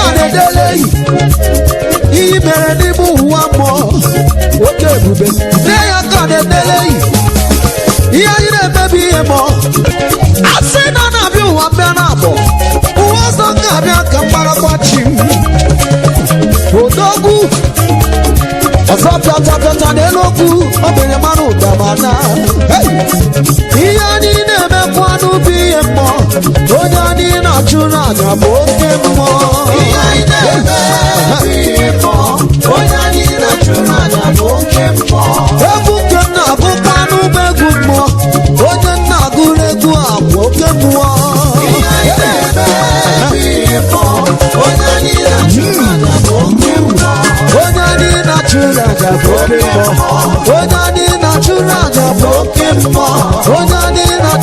aja bokimbo. Onyani nachura aja bokimbo. Onyani nachura aja bokimbo. Onyani nachura aja bokimbo. Hey, hiba, hiba, hiba, hiba, hiba, hiba, hiba, hiba, hiba, yes, hiba. Iya ina baby mo. Onyani nachura aja bokimbo. Iya ina be kwanu bi mo. Onyani nachura aja bokimbo. Iya ina baby mo. Onyani nachura aja bokimbo. Iya ina be kwanu bi mo. Ogogwa ina nachura aja bokimbo. Iya ina baby mo. Onyani nachura aja bokimbo.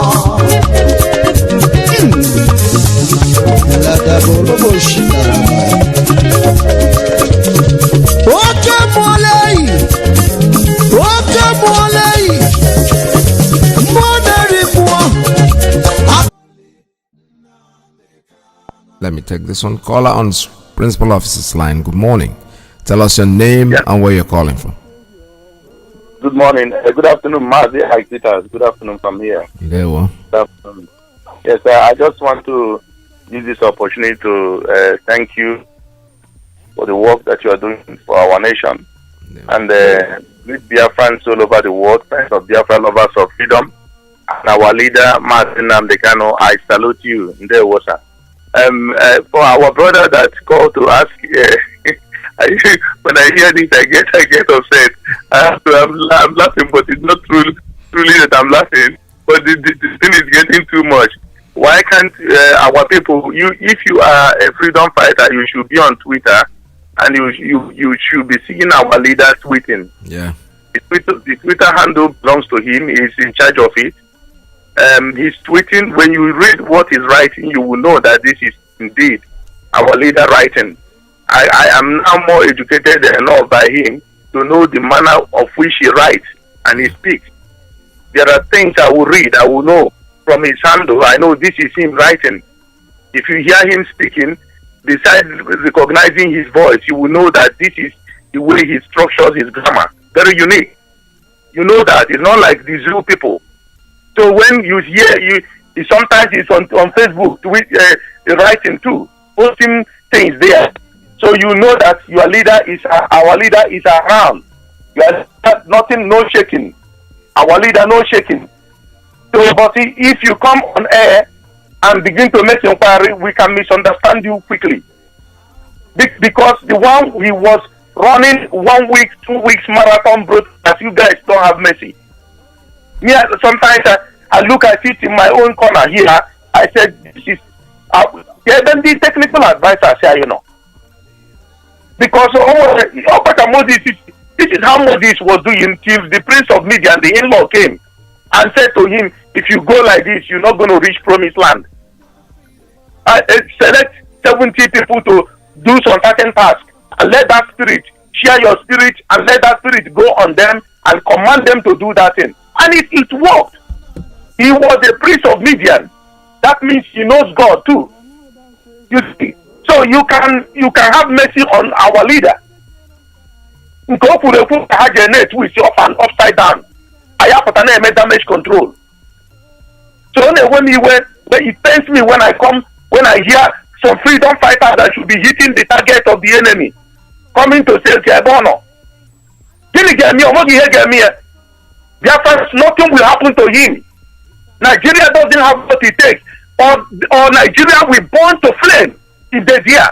Let me say it. Any power, any world power that goes, to that level, everything that they think they have worked for, acquired will go into flame. It's not a threat, it's a promise. What are they talking about? Does Nigeria have monopoly over that? How to kill people? That nobody can destroy everything. Listen, I want to use this opportunity. Western powers running interviews, doing this, doing that. Thank you. But Nigeria should have sustained oil sanctions. If you are truly compassionate and considerate, that River State should be sanctioned. That IYKE should have received multiple sanctions. No oil will flow from River State. No oil with gas and oil will never flow from that place to any foreign country. If Nigeria cannot sustain 3 months sanction on oil, they will collapse. Everything will go down. What are they talking about? If they want to give the sanction, they should give Nigeria sanction. No export of any Nigerian thing till every criminal in that place steps down. All of them should step down. Everyone should step down. Then the regions will negotiate on how to run their affairs. If not, you will be folding your hands, and CBN will be dictating whose account will be frozen. Can you believe it, MAZI and PETERS? Yeah. Why the looters have looted billions and billions of dollars. These people are walking around. If in a worst case scenario, if you say that I cannot have it, you cannot have it. We'll have everything. We will melt everything down. Have that mindset. Once that mindset is obtained, do not back down. Do not back up from that. And these people, look at Idi Amin. Idi Amin did the same thing. He was even telling this CBN, Central Bank, to mint more money because there was inflation. The man said the Ugandan money is like what is worthless than toilet paper in the market. And Idi Amin said, you call Uganda money shit money, go and watch the movies here. Everything that you see going on in the zoo has happened in so many other countries. South Africa received sanction because they are white intelligent people, so they began to produce everything they are using in South Africa. They survived the sanction to a certain degree.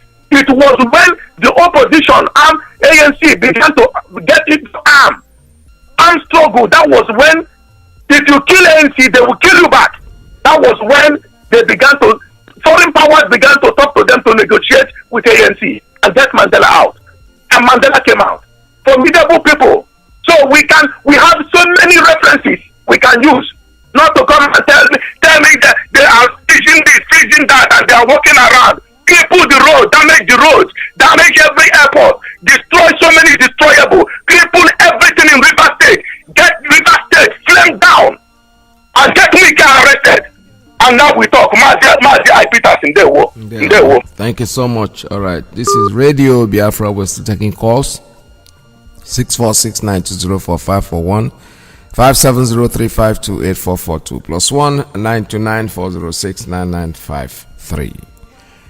Nigeria is brewing. It's brewing. It's like they're in a frying pan. It's an egg that's being fried, but very soon, these young kids, we are telling you, I'm encouraging you to please make sure that you get back on your streets, do your protests, because this is the only way they can listen to you. They don't listen. These people are full of themselves. I don't know what brains they have. A little protest that you did, all they are running around is, first of all, they shot you, they killed you. The investigation is still ongoing. And now the next thing, now they want to freeze your account, because these people, I don't know what they think they are, to be honest with you. I have a call. Let me take this one. Caller on straight line. Good morning. Tell us your name and where you're calling from. MAZI, good afternoon from here. Welcome to the program. MAZI, I appreciate you so much for the good job that you are doing for the indigenous people of Biafra. Yeah. I appreciate our leader, the deputy, and every person that is working assiduously. MAZI, I don't have much to say. My name is Ugochika. I'm calling from London here, MAZI. MAZI, we will do everything it takes to hold WIKE accountable. We will everything the indigenous people of Biafra have to do, that WIKE have to take responsibility of killing Igbo people. MAZI, there's exactly what WIKE have in mind, which the whole world need to know. I want WIKE to come out and say it out so that the people will know the reason why he invaded Igbo. We are not dragging anything with anybody. Chukwukika knows what our leader is fighting for the betterment of the old eastern region. MAZI Nnamdi Kanu has nothing to gain or to say he wants to go and claim any land. That is fallacy. That is pure lie. But WIKE has his own group. Rotimi Amechi has his own group. WIKE come out and lie because WIKE have been fighting with Rotimi Amechi. Everybody should know that. Yes, they have their own gang destroying themselves. Now, how can WIKE turn around now and say that IPOB born police station and burn the Igbe house and kill police. Police station was burned all over the whole place in that country. And if you look at the king's house, IYKE said the IPOB burned. I've seen the picture. The youth, the people that video it, the guy that video it said the youth of the community was angry with that king himself. The king have been killing them. The youth himself burned down the palace of that Igbe. Not IPOB. IYKE twisted the other round and said it's IPOB. IYKE come out and tell the whole world that IPOB block or nail. Where the source of Nigeria income comes from, that IPOB block it. Now, the two rivals between IYKE and Amechi fighting each other. IYKE, police stations were burned all over the whole country. Police were killed. Is the IPOB that killed those police in Lagos? Is the IPOB that killed the police in everywhere? IYKE come out and kill Igbo people now and try to turn it the other way and try to please his masters. IYKE wouldn't do Igbo. It doesn't matter how you bribe Ohanes and because the fire have been hitting him. People have been calling him. People have been telling him the truth. The fire have been hitting him. He run and go and invite all these Igbo governors and Ohanes to come and cover his back so that the whole world will not be telling him. They want Igbo people to, the whole world to look at it as if the Igbo politicians are siding him. No. IYKE is a murderer of the Igbo. It's on record. We will do anything it takes in this world to make sure that IYKE go down, and IYKE must be whole account for killing Igbo people. Mazi, because failing to do this, if this shit will happen in another place, in another country, our people are dying. Our people are dying. And IYKE does not know that Fulani herdsmen pay 150,000 a month. Repented Boko Haram they placed them on salary. IYKE, there is 6 Fulani terrorists being sentenced in Abu Dhabi, in UAE, by sponsoring terrorists. IYKE, why can't you send army to go and kill them? You send Janjaweed army to come and kill Igbo community, and then you come out to come and Mazi, I've been since all this while, I'm boiling. I'm telling you, I've never been after the civil war, after the genocide against our people. IYKE have committed the second genocide again against people. We've been trying to remove this genocide 1967 to 17 in our mind, and IYKE turn around again and commit the same thing. His brother Atakaboro dude, we have to call the name. And IYKE come out try to claim Hitler and kill Igbo people, and he wants me to keep quiet, not to call. Mazi, let me leave it here. Thank you very much. There you go. All right, thank you so much. This is Radio Biafra. We're still taking calls at 646-920-4541, 570-352-8442, plus 1-929-406-9953. We're still taking calls here. Give us a shout.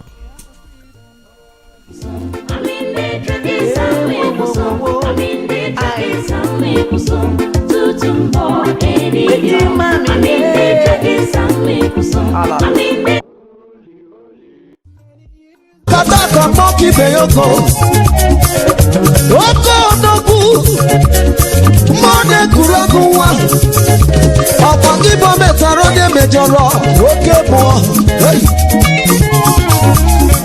Ima pípara na kábàárì Ude ya kàdédélé Iyi mere n'ibu ụwa mọ̀ Oke ebube Ude ya kàdédélé Ihe anyị na-emebi ihe mọ̀ Asị na na-abịa ụwa bịa na-abọ̀ Ụwa ọzọ ka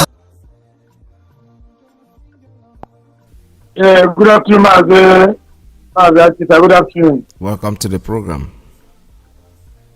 Yes, Mazi. My name is Paul, calling from Libreville, Gabon. Mazi. Good afternoon from Libreville. There we go. Yeah. Mazi, yes, it has been a long time. I have never speak to Radio Biafra because I'm not happy about what is happening in Obibo, especially. What I want to comment on that is that we IPOB all over the world, as our leader used to say, that he has been the zoo on their knees compared to this man called himself IYKE. But I want to tell these people that whatever that man did in Obibo, one day everybody should write it down. One day, one morning, one afternoon, this man will pay with his family. There is no going back about it. What he likes to do, let him call all the Igbo elders, even the one we have buried for a long time ago. Let them go and wake them up to come and speak with him. That man is. We have given him red card already. So anytime, any day, we must got him. He cannot run forever. He cannot hide forever. IPOB all over the world. The Igbos all over the world must got him. So what I'm trying to say this afternoon is that we IPOB, we are watching what is going on. Nigerian youth must rise up. You can see what these people are doing. Maybe they feel that it's over because they are going up and down, arresting people, closing the the bank account. While we have the most wicked criminals we have in the world is these people. You cannot see CBN closing the accounts. They are closing the account for the youth who say that in a civilized country, when things is going bad, when things is going wrong, people will come out on the street to protest, to show their anger, and the government will listen to them and do the needful. But in the zoo, zoo, what they will do is to go around molesting people, sending the same police again to molesting people and kill people again. You can see what is happening in Obibo. It's the same police and army brutality.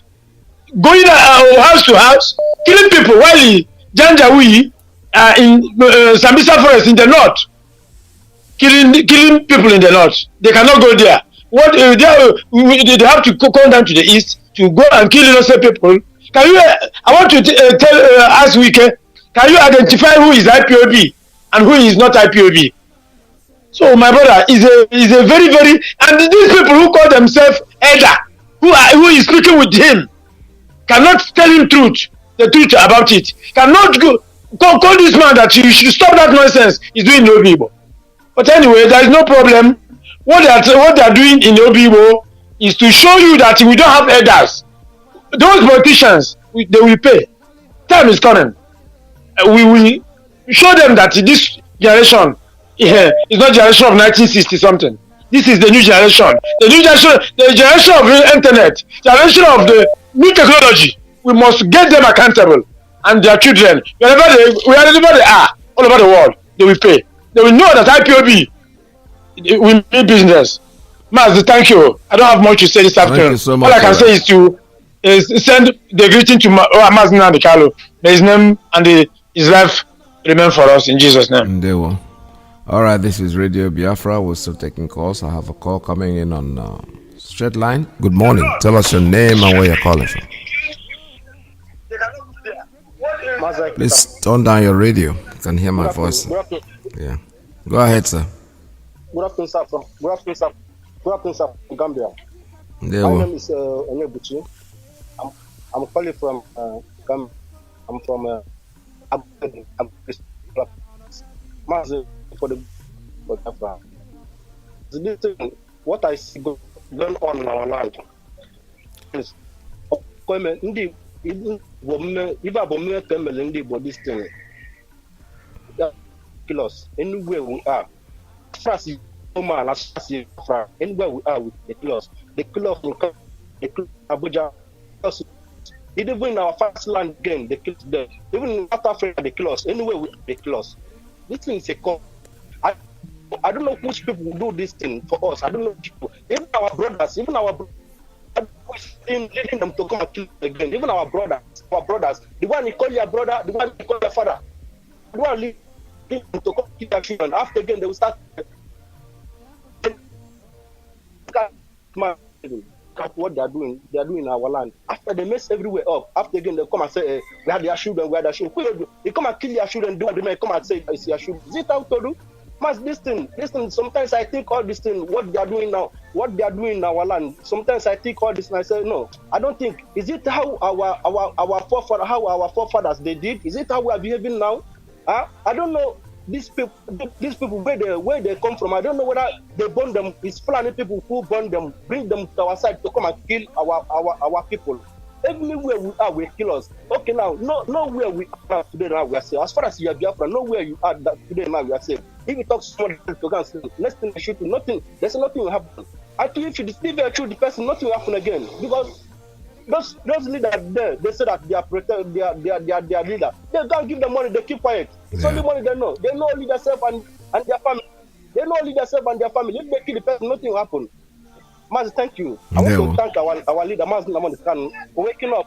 If our leader did not wake up, if our leader did not call us, by this time, all of us will wear 1,005, all of us will combat by this time. I want to thank him so much for good luck, for good work he's doing for us. God bless him. Thank you. Mazi, thank you so much. All right, this is Radio Biafra. We're still taking calls here. I will have to take a call. There's a call that just came in. Let's see what I'm going to do with it. All right, let me play this on air and let you listen to what somebody has just sent in. I greet Radio Biafra. I greet all the staff. I greet all the founder, Nnamdi Kanu. I greet all of you. Actually, the Gon people of central Nigeria or Middle Belt, we are about 1 million plus. We are located in Nasarawa State. We are in different states of the country. Egon people have been marginalized since the creations of Nasarawa State in 1996. Egon people were being marginalized by the forces of all these, like I said, Islam or people outside the state. And we are being denied the mantle of the leadership of the state. As I am speaking now, non-Ego man has ever become a governor. Even the Speaker, House of Assembly. So we are out of the system entirely. And what is happening in the state right away now is that most of our people have been once they retired, they don't give us opportunity again. Even employment, they don't employ Egon people in the state now. And when you are talking about the educated people, as Egon people, we have more than 40 professors. And they have been denied, giving even VC. Very unfortunate because we have Nasarawa State University, we have Federal University, Lafia. But we are being denied completely. And we are being marginalized beyond reasonable doubt. And some of us, we are coming with a kind of another good ideology. How can we transform this?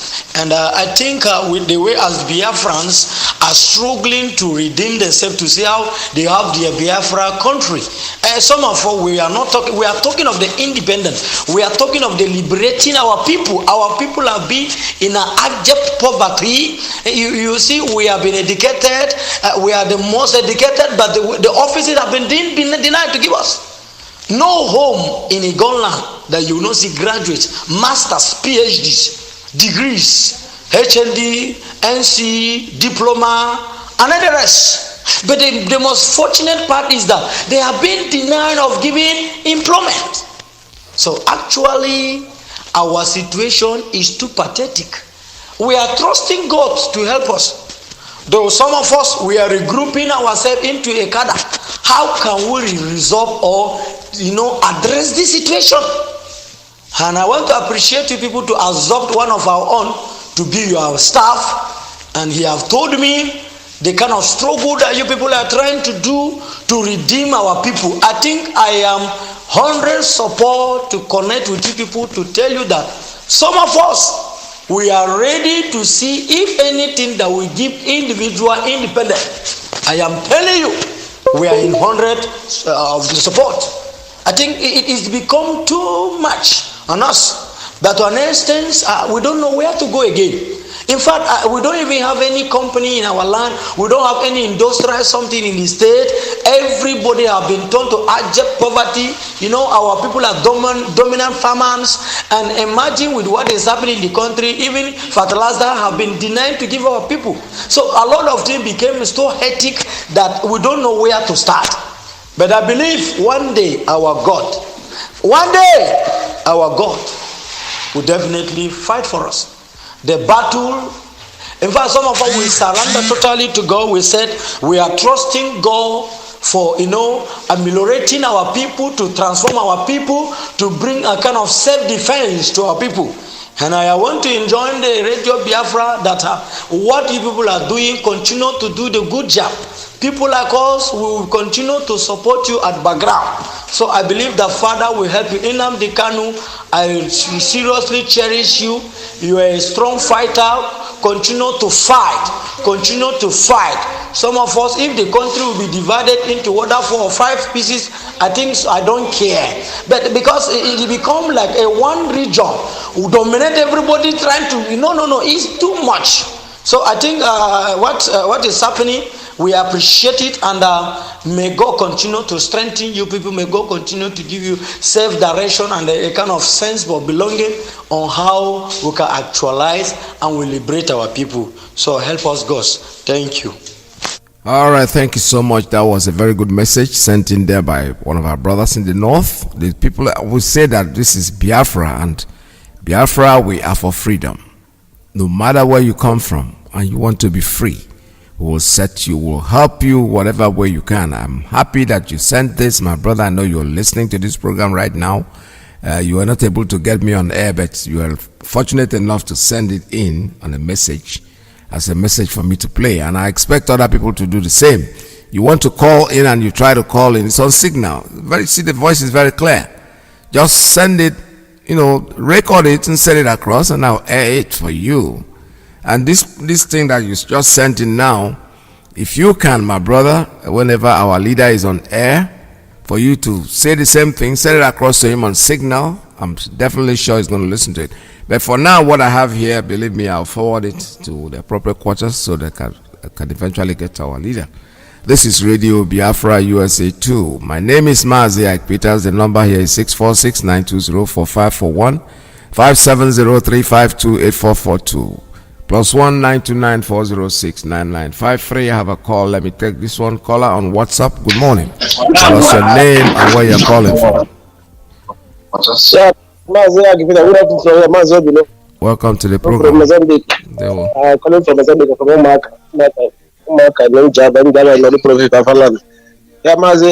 before I go ahead, I want to do our announcement. Our announcement I want to do here because of the Mozambique. Now we are doing our best. Make sure that this work is go around the whole Mozambique. I thank you, Coordinator Mozambique, the way everything is going. And we're going to continue to guide everybody that's working hard to restore Biafra. In the mighty name of prayer, amen. I want to use the opportunity to tell people that living in Mokuba, Zambezia province in Mozambique, north outside of Mozambique, the place called Mozambique, Mokuba district, but the province is named Kiliman.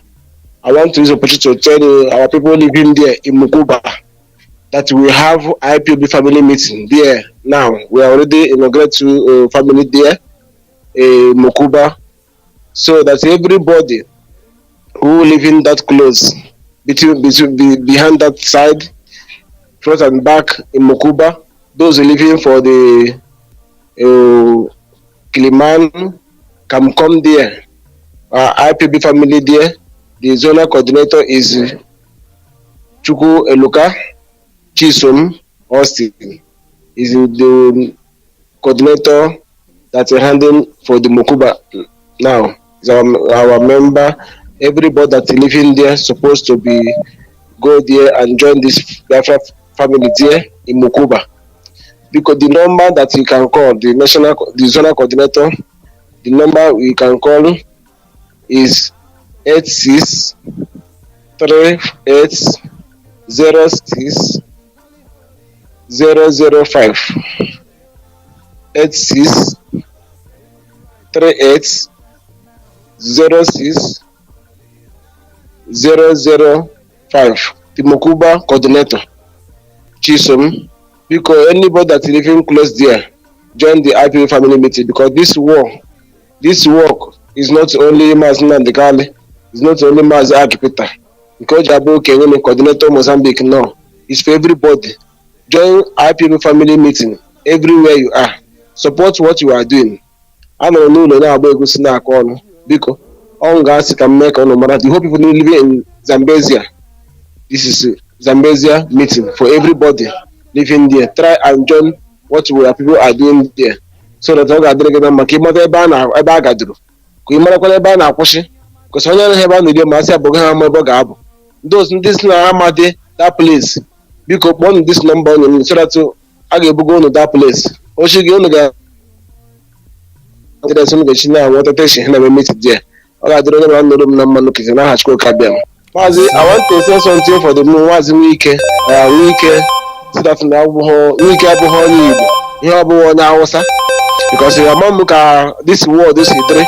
As na Nisi, no, Nanya, Nancy, no Febe, Aka, no Ana, Nafo, Nahendo Socialime, no Febe.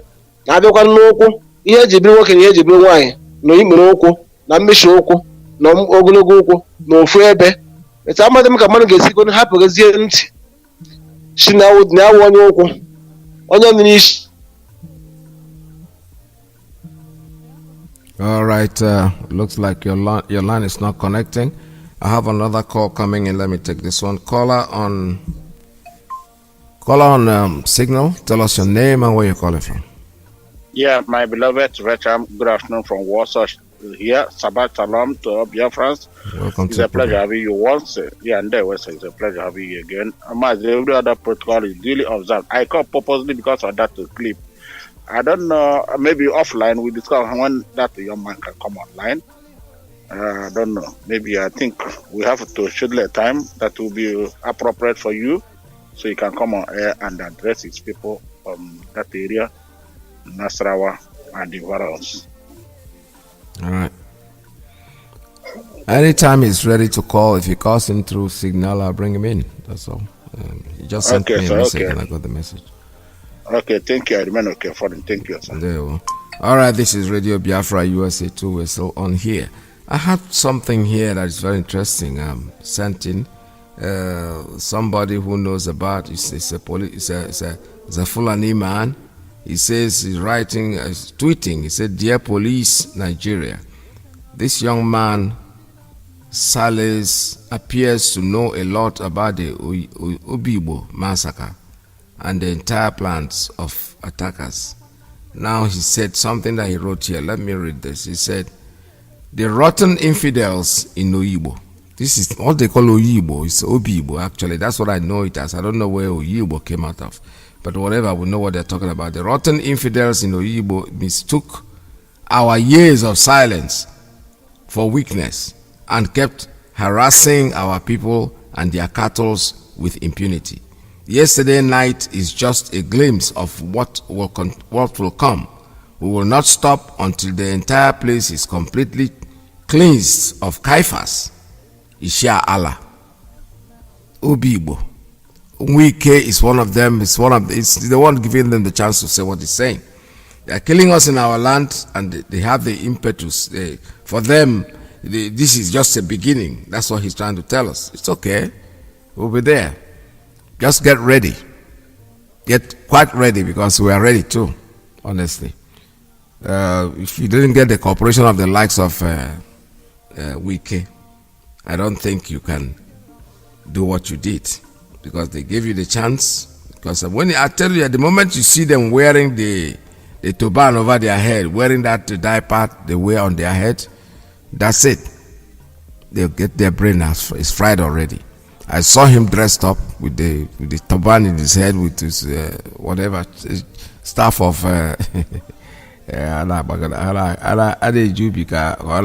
this is caller on WhatsApp. Let me take this one. Caller on WhatsApp. Good morning. Tell us your name and where you're calling from. Hello, MAZI Peter. Good afternoon. Welcome. My name is MAZI Joseph Ikenna Eze. I'm calling from Amsterdam. Yeah, go ahead, Namzi. Yeah, I'm calling from Amsterdam. First of all, I want to recommend your work. You are doing a very great job. Thank you, sir. Chukwu Okike bless you for what you are doing. Yeah, well. And please, I want to use this media to announce our meeting. Our general meeting is coming up tomorrow by 5:30 in Amsterdam zone, Netherlands. Yes, go ahead. Yeah, please. I will please let everybody, all the IPOB members, please try to come to our meeting. It's very important. We have an emergency general meeting in Amsterdam tomorrow by 5:30 p.m. in Candelas, Berman.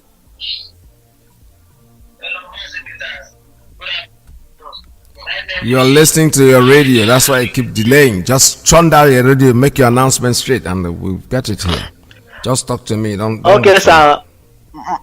My name is, I repeat again, my name is MAZI Joseph Eze. I'm calling from Amsterdam. First of all, I want to recommend you for your good job. You are doing a very great, wonderful job. I'll be following you up for what you are doing. May Chukwu Okike bless you. Bless you too.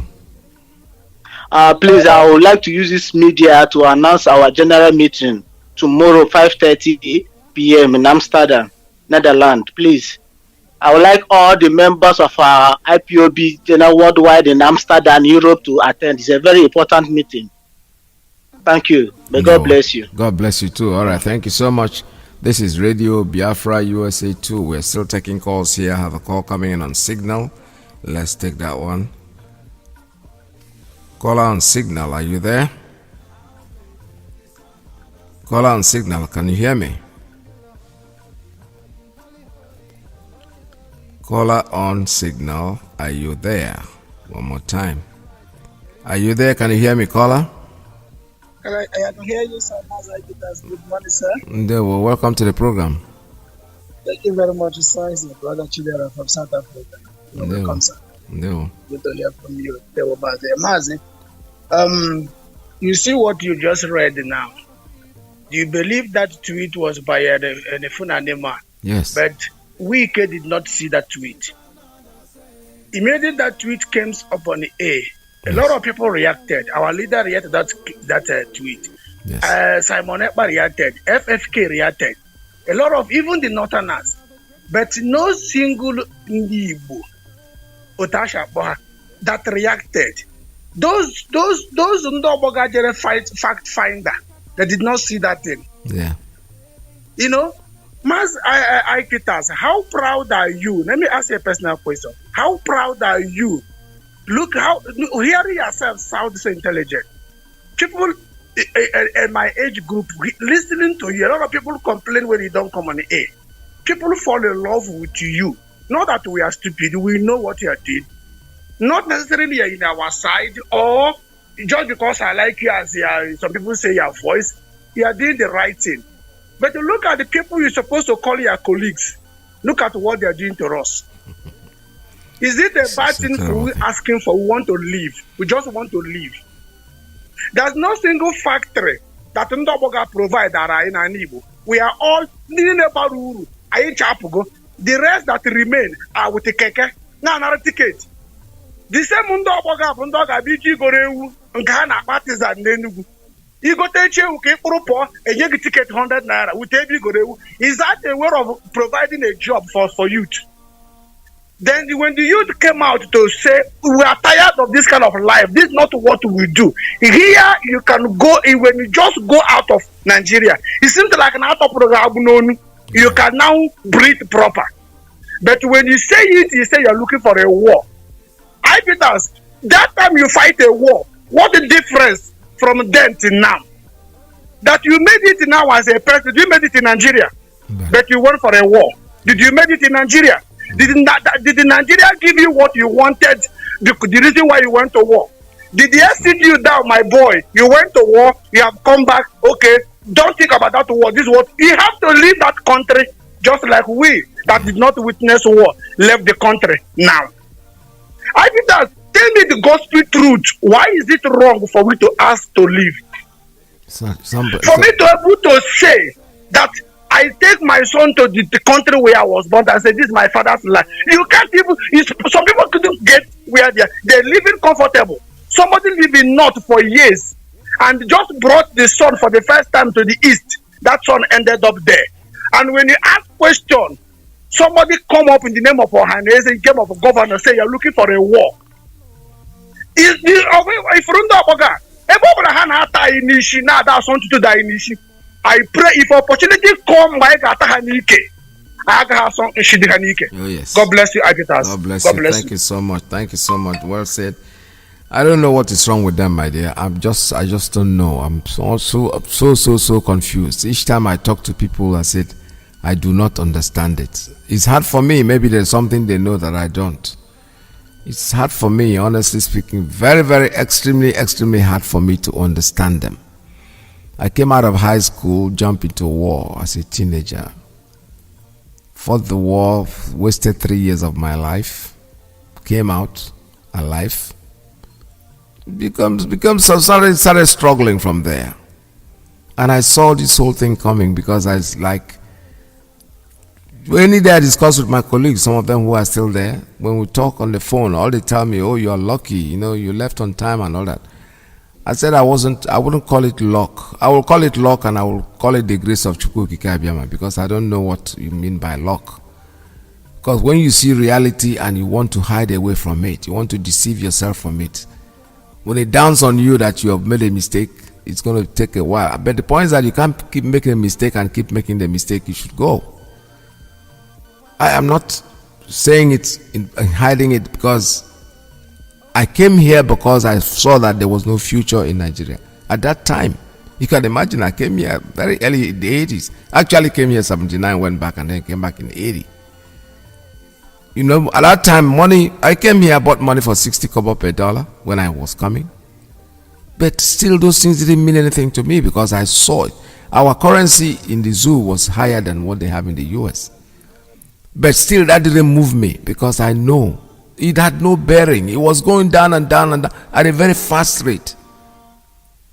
We all came here and we have been here and we are stuck here. We are not going anywhere. So what can we do? We are here. Can fool ourselves, go back there, spend a couple of dollars, get your tax returns, go back there and show off. You have nothing. Overseas, begging, no matter what happens. But that is a story for next generation. What I'm saying is that you guys should do what you are doing because this is the only way out. Our fathers didn't do this. We tried the war, actually. We tried the war and they fooled us, fooled everybody, and we as the normal Igbo people will go back. We don't even think of tomorrow. We go back to the same north where they slaughtered. My father almost lost his life there. He came back when we thought he was dead. And people have the gut to go back there again and settle and start building left, right, and center. Ikure man changed his name because the British man told him you are not Igbo. You are deceiving yourself. You all know we are all Igbos. We just have different dialects. That's it. Diobu. Is that English language? Isiokpo, is that English language? What are you deceiving yourself for? If not, there's something wrong with you guys. This I've been hearing about brainwash because maybe I've not been brainwashed by anybody in my life. I don't know. Do I really say that? Maybe I'm crazy too. I don't know. I'm not judging them. But when you look at it, somebody whose name is Nyesom Wike, I'm not Igbo. Olisa, I'm not Igbo. Onye Diobu, Abromi Onye Igbo. Chibuika Meche Zoro Kiezo, I say, I'm an Igbo man. I cannot take away the Igbo-ness from me. I'm a realist. I told you people I have a friend. I had a friend, he's passed, he's late now in the United States. His name is Uchendo. He changed it to Uchendo. They added W in front of it just to remove it from the Igbo-ness. Come on, guys. It's a dialect. The way I speak, my Igbo is not the way Enugu man or Soka man can speak his Igbo. But we're all Igbos. When you're Soka now, you will not even understand the word. Because I remember during the war in Soka, at the war, you see the villager and you ask him, okay, for the house, I don't see house, I don't see me. Oh, you because if I the man in Imo State will speak his own. Olo man will speak his own. Engwa man will speak. You see, they are different dialects, but we are all Igbos. The Ngwa clan cannot get up tomorrow and claim we are not Igbo, we are Ngwa. Are you using that? Does that make any sense to anybody? Onye Nnewi, onye Ngwa, onye Onitsha, but we are all Igbos. Ikwere is a clan. They are Igbos. When you see the way he's talking, you will see fear in him. 1,800 million this year, the man is panicking. He's just talking randomly as if no. He's afraid. Caller on straight line. Tell us your name and where you're calling from. Yeah, my name is Chukwude. I'm calling from Maryland. Welcome to the program. Yeah, I'm from Imo State actually. Imo State. When I hear about this Biafra struggle, I still tell my people that we're still colonized by the British up till now. Yes. They just use the north. They just use the north to control it. We're still heavily colonized. Heavily. We don't have nothing to say. Our children, our generations can never dream of being president. Yes. It's a dream they can never have. Of course. We can only of wherever our struggle can take us to. And it's a big problem. A whole generation being colonized by the whites and a group of terrorists. We don't have the same ideology with these people. They are pedophiles. They marry young kids. The God they serve is a pedophile. He married a 6-year-old, slept with a 9-year-old.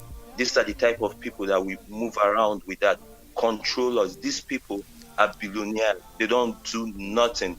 But Dangote is a billionaire. Where did he get the money from?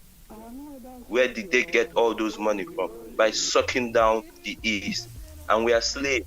Up till now, when they go back home and sleep, they laugh at us. They laugh at us. Slaves, that's all they call us.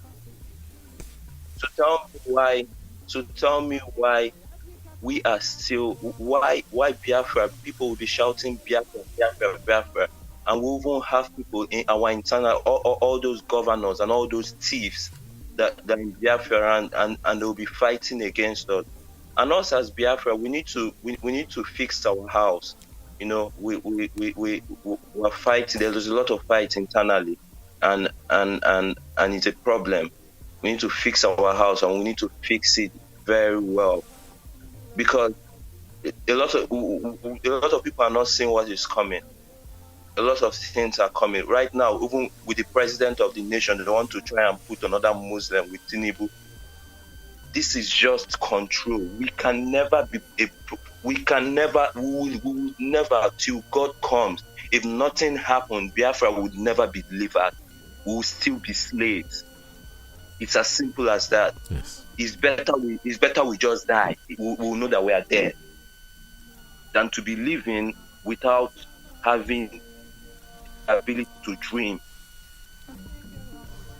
It's painful. Like, it's so painful. Yes. That our ancestors will be where they are right now, and they will be so angry. Yeah, I believe. Very, very angry. And it's a problem that no one, I don't know why some Biafrans are not seeing it, but it's their problem. You know, we can't suffer if some Biafrans are not seeing it. I know the majority of Biafrans are seeing it. That's right. IYKE is just a political armed robber. He's a criminal. He's a murderer. His story in Port Harcourt is a story everyone knows. He's a big criminal. He can say anything to do anything, lie, thief, do anything to get whatever he wants. So we shouldn't even take that idiot. Nobody even takes him serious. He's a drunkard. Yeah. He said he's a lawyer. Which kind of lawyer? We know in Nigeria how we buy degree. I know. All those things. We know those movements. He's not even intelligent. I watched his interview with Dele Momodu and found out that he's one of the most stupid. I'm telling you. If that is a lawyer, Nigeria should be ashamed of that thing of lawyer. Very well. It's a shameful thing. Very shameful. I listened to it. I was ashamed of I don't tell people I'm a Nigerian again. I'll tell people I'm colonized. I'm a colonized person. I'm still colonized by the British. Yeah. The world needs to hear. We need to even change the language to.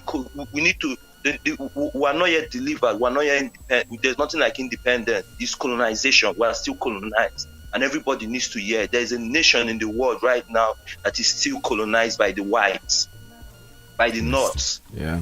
It's colonization.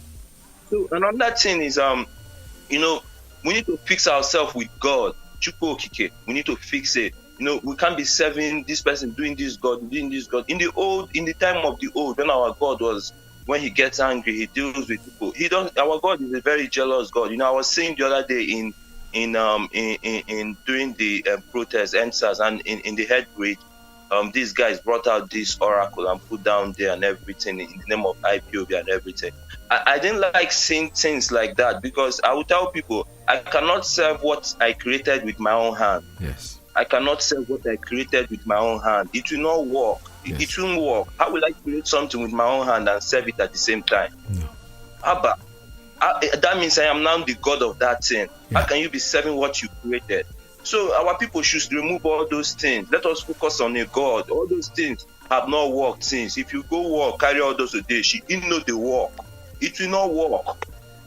We need to throw away all those things. We need to get our faith together. It's time to get our faith together in one faith and fight these people. It's time. We need to get our house together. Everything physically, in one mind, in one faith. Throw away all those things. Tell them all these juju know they work again. Yeah. So that God will be at our own side. We need our God by our side. We can't win this war physically. We need our God. We can win it physically, but we need God too. Yes. So thank you very much. Thank you so much, Leo. Thank you so much for your call. This is Radio Biafra USA 2. I had a visit a couple of days ago by a young man who lives in my community here in New York, and he didn't know, I didn't know him. He happens to be working with one of my daughters, and they found out that she was a Nigerian, and they greeted, and eventually I met him. He came here to visit, to see me a couple of days ago, and I was talking. He's actually from Auchi. For me, he's a Biafran. So he was a very factual and honest and sincere and straightforward person. Because he told me he's related to one of the politicians and eventually got into government. He only came out to here a few years ago, about 2 years ago. He relocated to the United States of America, and he's telling me so many things. And what he said made a lot of sense. He said, you see, the Fulanese have been ready. They've been ready for this war for many, many years. I said, of course it's true. It's true, because we know that. He said, that's why they are chief of custom. They are chief of this. Every chief is them. They stay in the wharf and the guns are coming out. What he concluded, he said, let me be honest with you, Oga. That's what he called me. He called me Oga. What I will tell you is that we will get Biafra. But you know something? A lot of people are going to die because these people are armed to the teeth. And I said to him, you are correct. But do you know something? Nigeria has no army. That's the word I used. I said, because in that same army, you are from Auchi. He said, yes. There are Auchi people in that army. There are Igbo people in that army. There are Ndenewi in that army. There are the Asaba in that army. Do you call that an army? No. The United States of America has army, one army. And when they're going to fight, they're going to fight as United States citizens. We have a tribal army. That makes no sense. I cannot lead I was a military man. I know what I'm talking about. I cannot be a commander of a battalion in Nigeria army. Because behind you, maybe I'm from Newi, yes. But behind me, I have somebody from Munupe. Behind me, I have a Yoruba person. So how can I have a Yoruba person in the army and launch an attack on Lagos successfully or on Ibadan? So they will take me out. And then I can't even lead a force. I can't lead them to Newi to kill anyone. That is the truth. So forget about the crowdness, the gun and everything. We will eventually inherit those guns. And I told him a story, and I told him, I said, to be honest with you, your fear is legitimate, but you know what? It doesn't always work like that. I was trained as a soldier with sticks, with machete. No gun, the only gun that I saw at the training depot was a demonstration gun, something that they have to show us. If you go to the war front and your bullet or your gun got stuck, this is how you're going to dismantle it and get it back together. The main training was done by a piece of wood, but you know something? First 2 weeks in war front, I came out completely dressed like a soldier with a submachine gun. Because how? We kill them, we take their uniform, we take their guns. Let them come to our region with the gun. You think they're going to go with it? Forget it. Once they come with it, it's going to end with us. They're not going to take it away. Because God is on our side. So we have no choice right now. Do we have a choice? Of course not. What will you do? Some people will come and say, nah, they are killing us, they are killing us. Okay, I agree they are killing us. So what solution do you offer? Because they're going to kill you when you don't have any gun. You have a gun, they're going to kill you either. If we had started this war the way we wanted it, maybe today most of us will not be there. Because that's what they expected. They expected us to come in with armed combat, and then Britain will come in and fight for them. You know, before then the world will know, oh, these people are secessionists, they're going to fight them. No. But our leader came in with a radio, sanitizing everyone, giving you common sense, you know, things that you never even thought about, making you go home and think. I bet you not today, the people that were saying they're not interested in Biafra in those days, more than 90% of them they even have this thing on their head more than those of us on radio. Most of them advocate they want to go home because they have found out that it is true that we are not one and we can never be one. If we had started this war earlier, let us even, when I mean earlier, let's say as early as when Nnamdi Kanu started broadcasting, 2012, whatever, thereabout. Let's say he came out and we started going to war. By now, none of us will be left, and eventually we will not achieve what we want. So we will get there regardless of what they think. Regardless, believe me, regardless of what they think, everything is time. Time will tell. Jimmy Cliff sang it in a song, and I love that song. Time will tell. Time will tell. Time will always tell you what will happen. It's a matter of time before we get there, and we will get to our destination. Final destination is Biafra. No matter what they say, Biafra is the thing that we want. We're going to get Biafra regardless of what they say, because we are IPOB. Like other people. Because as I once reminded you before we came, there was nobody like us. Now that we are here, they pretend, they copy, they emulate, they fabricate falsehood. But they can never be like us. Long after we are gone, they will wish we lived forever. IPOB is very special. Exceptionally special. The largest mass movement in the whole world, bar none. And we did it because Chukwuokike Abiama is with us. We did it because Chukwuokike Abiama created IPOB himself. And we are here to pilot its affairs. We will not prevaricate. We will not stop. We will not slumber until Biafra is fully restored to its former glory. Anybody in doubt as to our resilience and our determination to restore Biafra is not only mistaken, not only misguided, but needs to see a psychiatrist. Because we are not stopping. I am on Nnamdi Kanu and I don't stop until I get what I want. The message is very clear. I told you we are IPOB.